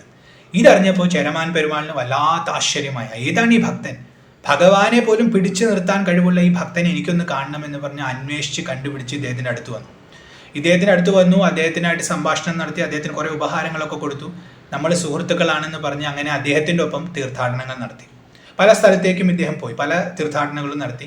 അങ്ങനെ 2-3 സ്ഥലങ്ങളൊക്കെ സന്ദർശിച്ച് തിരിച്ചു പോകുന്ന വഴിക്ക് ചേരമാൻ പെരുമാൾ അദ്ദേഹത്തിൻ്റെ ഭടന്മാരുടെ കയ്യിൽ ഒരുപാട് ആഭരണങ്ങൾ തുടങ്ങിയ സാധനങ്ങളൊക്കെ കൊടുത്തിട്ട് പറഞ്ഞു, ഇത് അദ്ദേഹത്തിൻ്റെ വീട്ടിൽ എത്തിച്ചു കൊടുക്കണം. അദ്ദേഹത്തിന് ഒറ്റയ്ക്ക് ഇത് കൊണ്ടുപോകാൻ പറ്റില്ല, അപ്പോൾ ഇത് എൻ്റെ ഉപഹാരമാണ്, നിങ്ങൾ വീട്ടിൽ എത്തിച്ചു കൊടുക്കണം എന്ന് പറഞ്ഞ് അയച്ചു കൊടുത്തു. അവരിതെല്ലാം പിടിച്ച് ഇങ്ങനെ പോവുകയാണ്. അങ്ങനെ പോകുന്ന സമയത്ത് കാട്ടിലൊരു ഭാഗത്തെത്തിയപ്പോൾ ഭഗവാന്റെ ഭൂതഗണങ്ങൾ വന്നിട്ട് ഇതെല്ലാം അടിച്ചുകൊണ്ടുപോയി. കൊള്ളക്കാരുടെ വേഷത്തിലാണ് വന്നത്, എല്ലാം അടിച്ചുകൊണ്ടുപോയി, ഒന്നും കിട്ടാനില്ല. ഭടന്മാർക്ക് വല്ലാത്ത ദുഃഖവും ഭയവുമായി, കാരണം രാജാവിൻ്റെ ആജ്ഞ തെറ്റിക്കപ്പെട്ടു. ഉടനെ തന്നെ ഓടിച്ചെന്ന് സുന്ദരരുടെ അടുത്ത് കാര്യം പറഞ്ഞു. സുന്ദരർ ആ സമയത്ത് ഒരു ക്ഷേത്രത്തിന്റെ അടുത്താണ്. ആ ക്ഷേത്രത്തിന്റെ പേര് തിരുമുരുകൻ പൂണ്ടി എന്ന് പറയുന്ന സ്ഥലമാണ്. അപ്പോൾ തിരുമുരുകൻ പൂണ്ടിയുടെ അടുത്ത് ഇരിക്കുകയാണ്. അപ്പോൾ അവിടെ ക്ഷേത്രത്തിന്റെ അവിടേക്ക് സുന്ദരർ ഓടിച്ചെന്നു. കാരണം ഭഗവാന്റെ എന്തോ ലീലയാണെന്ന് മനസ്സിലായി. അപ്പോൾ പറഞ്ഞു, ഈ ഭടന്മാരെ എനിക്ക് വേണ്ടി കൊണ്ടുവന്ന് തന്നതാണ്, അത് ആരോ കട്ടുകൊണ്ടുപോയി, ആരാന്നൊന്നും എനിക്കറിയില്ല, എല്ലാം അങ്ങയുടെ ഇച്ഛയാണെന്ന് ഞാൻ മനസ്സിലാക്കുന്നു, അതുകൊണ്ട് എനിക്ക് അതിനുള്ള യോഗ്യത ഉണ്ടെങ്കിൽ അതെനിക്ക് തിരിച്ചു തന്നാലും അവർക്കൊരു സമാധാനമായിക്കോട്ടെ എന്ന് പറഞ്ഞ് പ്രാർത്ഥിച്ചപ്പോൾ ഭഗവാൻ അത് തിരിച്ചു കൊടുത്തു. എല്ലാം അതുപോലെ തന്നെ അപൂർണ ശോഭയോടുകൂടി തിരിച്ച് അദ്ദേഹത്തിൻ്റെ വീട്ടിലെത്തിച്ചു കൊടുത്തു എന്നാണ് പറയുന്നത്. ഇവിടെ 2 സന്ദർഭത്തിൽ ഭഗവാൻ ഇങ്ങനെ മുടക്കുന്നത് നമുക്ക് കാണാം. അപ്പോൾ ഒരിക്കൽ കിഴവര് ഇദ്ദേഹത്തിന് ധാന്യം കൊടുത്തിരുന്ന ആൾക്ക് അവിടെ കൊടുക്കാൻ പറ്റാതെയായി, പിന്നെ മഹാദേവൻ കൊടുത്തു. അതേപോലെ ഇവിടെ രാജാവ് കൊടുത്ത സമ്മാനം കൊടുക്കാൻ പറ്റാതെയായി, പിന്നെ മഹാദേവൻ കൊടുത്തു.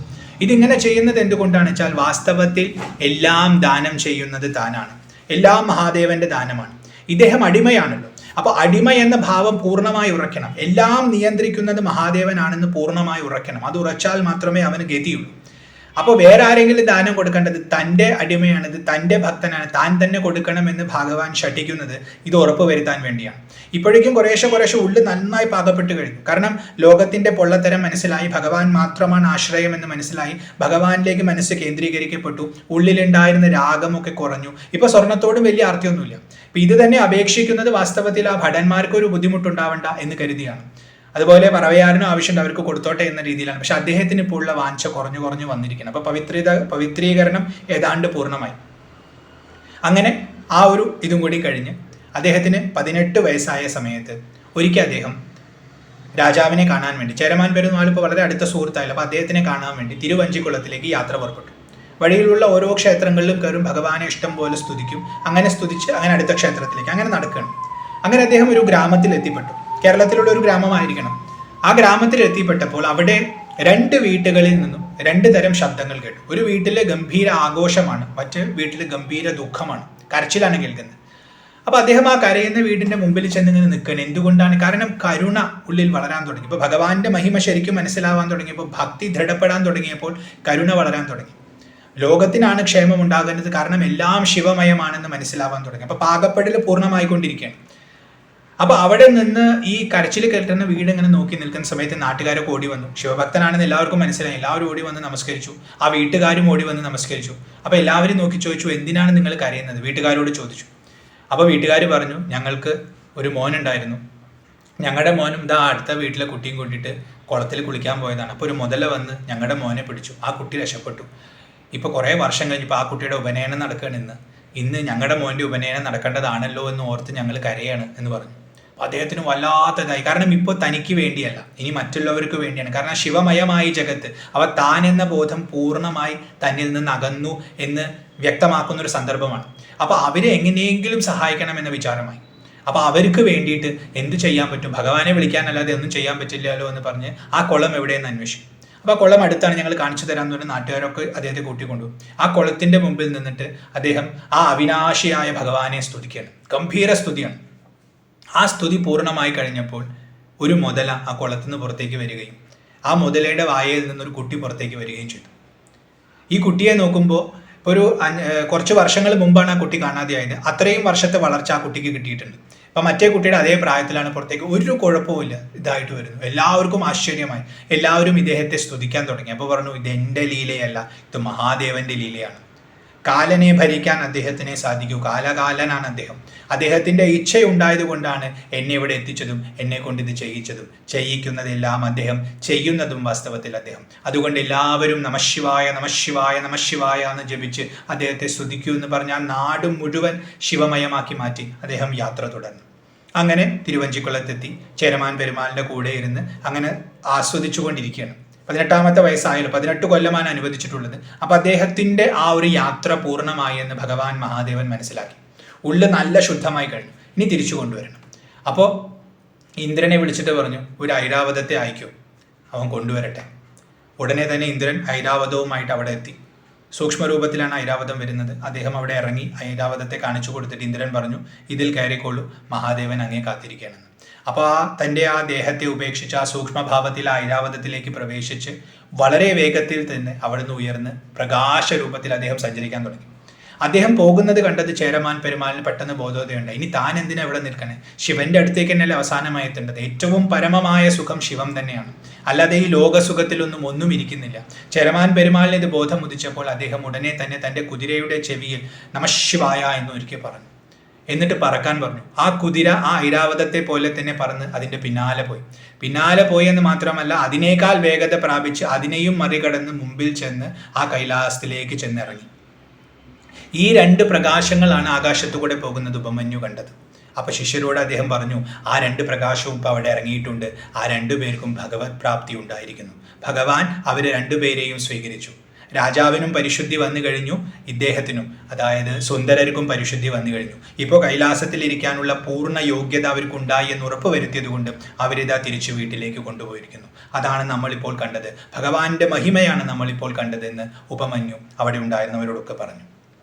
ഇതാണ് സുന്ദരരുടെ കഥ. സുന്ദരര് പാടിയിട്ടുള്ള കവിതകൾ, അദ്ദേഹത്തിൻ്റെ സ്തോത്രങ്ങളൊക്കെ നമുക്കിന്ന് ലഭിക്കാൻ കാരണം വാസ്തവത്തിൽ രാജരാജ ചോളനാണ്. അതായത് രാജരാജ ചോളന് ഇദ്ദേഹത്തിൻ്റെ അതായത് 3 പ്രമുഖരായ നായനാർമാരെന്ന് പറയുന്ന ഒരുപാട് പേരുണ്ടെങ്കിലും അതിൽ 3 പേര് പ്രമുഖരായിട്ടുണ്ട്. ഒന്ന് അപ്പര്, പിന്നെ ഒന്ന് സമ്പന്തര്, പിന്നെ ഒന്ന് സുന്ദരരാണ്.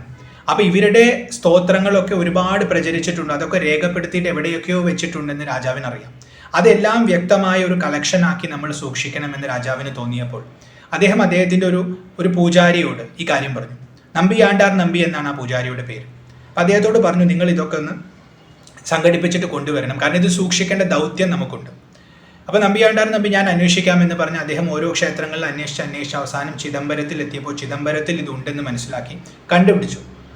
അപ്പോൾ കണ്ടുപിടിച്ച് കഴിഞ്ഞപ്പോൾ ചെറുതായിട്ട് ചെതലൊക്കെ അരിച്ചിട്ടുണ്ടെങ്കിൽ പരമാവധി നമുക്ക് കുറേയൊക്കെ റിക്കവർ ചെയ്യാമെന്ന് പറഞ്ഞ് അത് മുഴുവൻ അദ്ദേഹം കളക്ട് ചെയ്തു. അപ്പോൾ കളക്ട് ചെയ്ത് ഇത് ക്ഷേത്രത്തിൽ നിന്ന് പുറത്തേക്ക് കൊണ്ടുവന്ന് അതിൻ്റെ പ്രതിപ്പാക്കി അത് കൃത്യമായി സെറ്റ് ചെയ്യണമെന്ന് ഉള്ളത് കൊണ്ട് രാജാവിനെ കാര്യം അറിയിച്ചു. അപ്പോൾ രാജാവ് ഇത് കൊണ്ടുപോകാൻ വേണ്ടി വന്നപ്പോൾ അവിടെ ഉണ്ടായിരുന്ന ബ്രാഹ്മണന്മാരൊക്കെ വന്നിട്ട് തടഞ്ഞു. എന്നിട്ട് ഈ മൂവരുടെ കൃതികൾ അവർ വരാതെ ഇവിടുന്ന് കൊടുക്കാൻ പറ്റില്ല. മൂവരെന്ന് പറയുന്നത് നേരത്തെ പറഞ്ഞ അപ്പരും സമ്പന്തരും അതുപോലെ സുന്ദരരും. അപ്പോൾ അവർ എഴുതിയിട്ടുള്ള കൃതികളാണ്, അവരിവിടെ വരാതെ ഇത് കൊടുത്തയക്കാൻ പറ്റില്ല, അങ്ങേക്ക് ഒന്നും തോന്നരുതെന്ന് പറഞ്ഞു. രാജാവ് രാജരാജ ചോളൻ ചിരിച്ചു. ശരി, അങ്ങനെ തന്നെ ആവട്ടെ എന്ന് പറഞ്ഞ് മടങ്ങിപ്പോയി. എന്നിട്ട് ഈ 3 പേരുടെയും പ്രതിമകൾ ഉണ്ടാക്കി അങ്ങോട്ട് കൊണ്ടുവന്ന് അത് അവിടെ ആ അമ്പലത്തിൽ പ്രതിഷ്ഠിച്ചിട്ട് പറഞ്ഞു, ഇതാ അത് കൊണ്ടുവന്നത് എങ്ങനെ രാജകീയ പ്രൗഢിയോട് കൂടിയാണ്. പല്ലക്കിലൊക്കെ ഇരുത്തി രാജാവ് തന്നെ ഒരു പല്ലക്ക് ചുമന്ന് അങ്ങനെ വളരെ രാജകീയ പ്രൗഢിയോട് കൊണ്ടുവന്ന് ഇതാ മൂവരും വന്നിട്ട് ഇവിടെ ഇരിക്കുന്നു, ഇനി അത് തന്നാലും എന്ന് പറയും. അപ്പോൾ ബ്രാഹ്മണന്മാർക്ക് വരെ നിവൃത്തിയില്ല, അവർ ഇത് രേഖകൾ മുഴുവൻ കൊടുക്കും. ആ ഗ്രന്ഥത്തിൽ നിന്നും കളക്ഷൻ ഉണ്ടാക്കി 7 വോള്യങ്ങളായിട്ടുള്ള ഒരു ബുക്ക് ഇറക്കും. അതാണ് തേവാരം എന്ന പേരിൽ അറിയപ്പെടുന്നത്. പിന്നീട് അതിൽ കുറേശ്ശെ അഡീഷൻ വന്ന് 12 വോള്യങ്ങളുള്ള തിരുമുറ എന്ന പേരിലുള്ള ഒരു ശൈവ ഗ്രന്ഥമായി അത് ഇന്ന് നിലനിൽക്കുന്നു. അതിലെ അവസാനത്തെ 12ാമത്തെ വോള്യമാണ് സെക്കിഴാർ എഴുതിയിട്ടുള്ള പെരിയ പുരാണം. ആ പെരിയ പുരാണത്തിലാണ് നമുക്ക് ഈ നായനാർമാരുടെ കഥകളൊക്കെ, ഇപ്പോൾ സുന്ദരരുടെ കഥയൊക്കെ അതിൽ നിന്നാണ് കിട്ടുന്നത്. അപ്പോൾ നമ്പിയാണ്ടാർ നമ്പിയുടെ ഇതുകൊണ്ട് തേവാരത്തിലാണ് സുന്ദരര് പാടിയിട്ടുള്ള പാട്ടുകളൊക്കെ ഉള്ളത്. പിന്നെ അവരുടെ കഥകളെക്കുറിച്ച് പെരിയ പുരാണം, അങ്ങനെ തിരുമുറ എന്ന പേരിലുള്ള ശൈവന്മാർക്കിടയിൽ വളരെ പ്രസിദ്ധമായിട്ടുള്ള കൃതിയിൽ നിന്നാണ് നമുക്ക് ഈ കഥകളും ഇവരുടെ മഹിമയൊക്കെ മനസ്സിലാക്കാനും ഇവർ പാടിയിട്ടുള്ള പാട്ടുകൾ കേട്ട് ശിവന്റെ ലഹരി ആസ്വദിക്കാനും സാധിക്കുന്നത്. അപ്പോൾ ഈ കഥ ശ്രവിക്കുന്നതോടുകൂടി ശിവന്റെ മഹിമ മനസ്സിലാക്കി നമ്മുടെ ഉള്ളിലുള്ള വാസനകളെയൊക്കെ തീർത്ത് ശിവനിലേക്ക് ലയിക്കാനുള്ള ദൗത്യമാണ് സുന്ദരരെ പോലെ തന്നെ നമുക്ക് ഓരോരുത്തർക്കും എന്ന് മനസ്സിലാക്കി. കാരണം നമ്മളൊക്കെ ഇവിടെ വന്നിട്ടുള്ളത് ഭഗവാനിലേക്ക് എത്താൻ വേണ്ടിയാണ്. ആത്യന്തിക ലക്ഷ്യം ഭഗവാൻ തന്നെയാണ്. പല കാര്യങ്ങൾ ഇവിടെ നമ്മൾ ആസ്വദിക്കുന്നുണ്ടെങ്കിലും അതിനുള്ള വാഞ്ച നമുക്ക് ഉള്ളിലുണ്ടെങ്കിലും വാസ്തവത്തിൽ ഇതെല്ലാം നമ്മളെ പരിശുദ്ധമാക്കാൻ വേണ്ടിയാണ്. സുന്ദരര് വന്ന പോലെ തന്നെയാണ് നമ്മളും വന്നിട്ടുള്ളതെന്ന് മനസ്സിലാക്കണം. ശിവനിൽ നിന്ന് വന്ന് തിരിച്ച് ശിവനിലേക്കുള്ള യാത്രയാണ് ജീവിതം. അപ്പൊ നമ്മുടെ ഉള്ളിലുള്ള വാസനകൾ, ഇപ്പൊ എന്ത് ആഗ്രഹമാണോ അത് നമ്മൾ നേടാൻ ശ്രമിക്കണം. ഇപ്പൊ സുന്ദരര് ചെയ്ത പോലെ തന്നെ നമ്മളും ശ്രമിക്കണം. പക്ഷെ അത് ഭഗവാനെ ആശ്രയമായി കരുതി ഒരു അടിമയെ പോലെ നിന്നുകൊണ്ട് ഭഗവാനെ കേന്ദ്രീകൃതമായ ജീവിതമായിക്കൊണ്ട് നമ്മുടെ ആഗ്രഹങ്ങളുടെ പിന്നാലെ പോകണം. അപ്പോൾ ആഗ്രഹങ്ങൾ നേടുമ്പോഴും അതിലൊരു ഭക്തി ഉണ്ടാകും. അപ്പം നമ്മുടെ ആഗ്രഹങ്ങൾ പൂർത്തീകരിക്കുന്ന സമയത്തും നമ്മുടെ ഉള്ളിൽ പുതിയ ആഗ്രഹങ്ങൾ ഉണ്ടാവാതെ നമുക്ക് പരിശുദ്ധി നേടാൻ സാധിക്കും. അങ്ങനെ ഒരു പരിശുദ്ധി വന്നു കഴിഞ്ഞാൽ, അത് പൂർണ്ണമായി കഴിഞ്ഞാൽ നമ്മൾ ശിവമായി ഭവിക്കും. ശിവോഹം എന്ന ബോധം നമുക്കുണ്ടാകും. അപ്പൊ ശിവന്റെ മഹിമയെ സ്മരിക്കുന്ന സമയത്ത്, ശിവഭക്തന്മാരുടെ മഹിമയെ സ്മരിക്കുന്ന സമയത്ത് ഇതാണ് നമ്മുടെ ജീവിത ലക്ഷ്യമെന്ന ഓർമ്മയാണ് നമുക്കുണ്ടാവേണ്ടത്. ഈ ഓർമ്മ നമുക്കുണ്ടാവാൻ സാധിച്ചാൽ നമ്മുടെ പ്രവൃത്തി ശിവനിലേക്കുള്ള യാത്രയായി മാറും. അപ്പൊ നമ്മൾ ചെയ്യുന്ന എന്ത് പ്രവൃത്തിയാണെങ്കിലും, ഇപ്പൊ നമുക്ക് ഓരോരുത്തർക്കും ഓരോ വാഞ്ചയുണ്ടാവും. അതിനെയാണ് ഭഗവത്ഗീത സ്വധർമ്മം എന്ന് പറയുന്നത്. ആ സ്വധർമ്മത്തെ ഒട്ടലില്ലാതെ ചെയ്യാൻ നമുക്ക് സാധിക്കണമെങ്കിൽ പരിപൂർണ ഭക്തി ഉണ്ടാവണം. അപ്പൊ ശിവനോടുള്ള പരിപൂർണ ഭക്തിയെ വളർത്തി മഹാദേവന്റെ വൈഭവത്തെ മനസ്സിലാക്കി, ഇത് നമ്മുടെ പരിമിതിയാണ്, നമ്മുടെ ഉള്ളിലുള്ള ഈ ആഗ്രഹങ്ങളൊക്കെ നമ്മുടെ പരിമിതിയാണ്, ഭഗവാൻ അത് തീർത്തു തരണമെന്ന് പ്രാർത്ഥിച്ചുകൊണ്ട് ആ ആഗ്രഹങ്ങളെ നേടാൻ ശ്രമിക്കണം. അപ്പോൾ ആഗ്രഹങ്ങൾ കുറഞ്ഞു കുറഞ്ഞു വരികയും ഉള്ളു പരിശുദ്ധമാവുകയും ചെയ്യും. ഭഗവാനിൽ സമർപ്പിതമായിട്ട്. ഇപ്പൊ ആ സ്വർണത്തിന്റെ ഇതിൽ പറഞ്ഞുവല്ലോ, ഭഗവാൻ ഒന്ന് സംശയം തോന്നിയ ഒരു ഇത് വെച്ചപ്പോൾ ഭഗവാൻ പരീക്ഷിച്ചു. അപ്പൊ നമുക്ക് പൂർണ്ണ സമർപ്പണം ഉണ്ടാവണം, ഭഗവാൻ എല്ലാം നോക്കുമെന്ന ഉറച്ച വിശ്വാസം ഉണ്ടാവണം. ആ വിശ്വാസത്തിൽ ജീവിക്കണം. അങ്ങനെ ജീവിക്കാനുള്ള ഭാഗ്യം ഭഗവാൻ മഹാദേവൻ നമുക്ക് എല്ലാവർക്കും നൽകട്ടെ എന്ന് പ്രാർത്ഥിച്ചുകൊണ്ട് ഈ ദിവ്യമായ ഭക്തന്റെ കഥയെ ആ ഭഗവാന്റെ, ആ മഹാദേവന്റെ തൃപ്പാദങ്ങളിൽ സമർപ്പിക്കുന്നു. കൃഷ്ണ ഗുരുവായൂരപ്പ, ഹരി ഓം.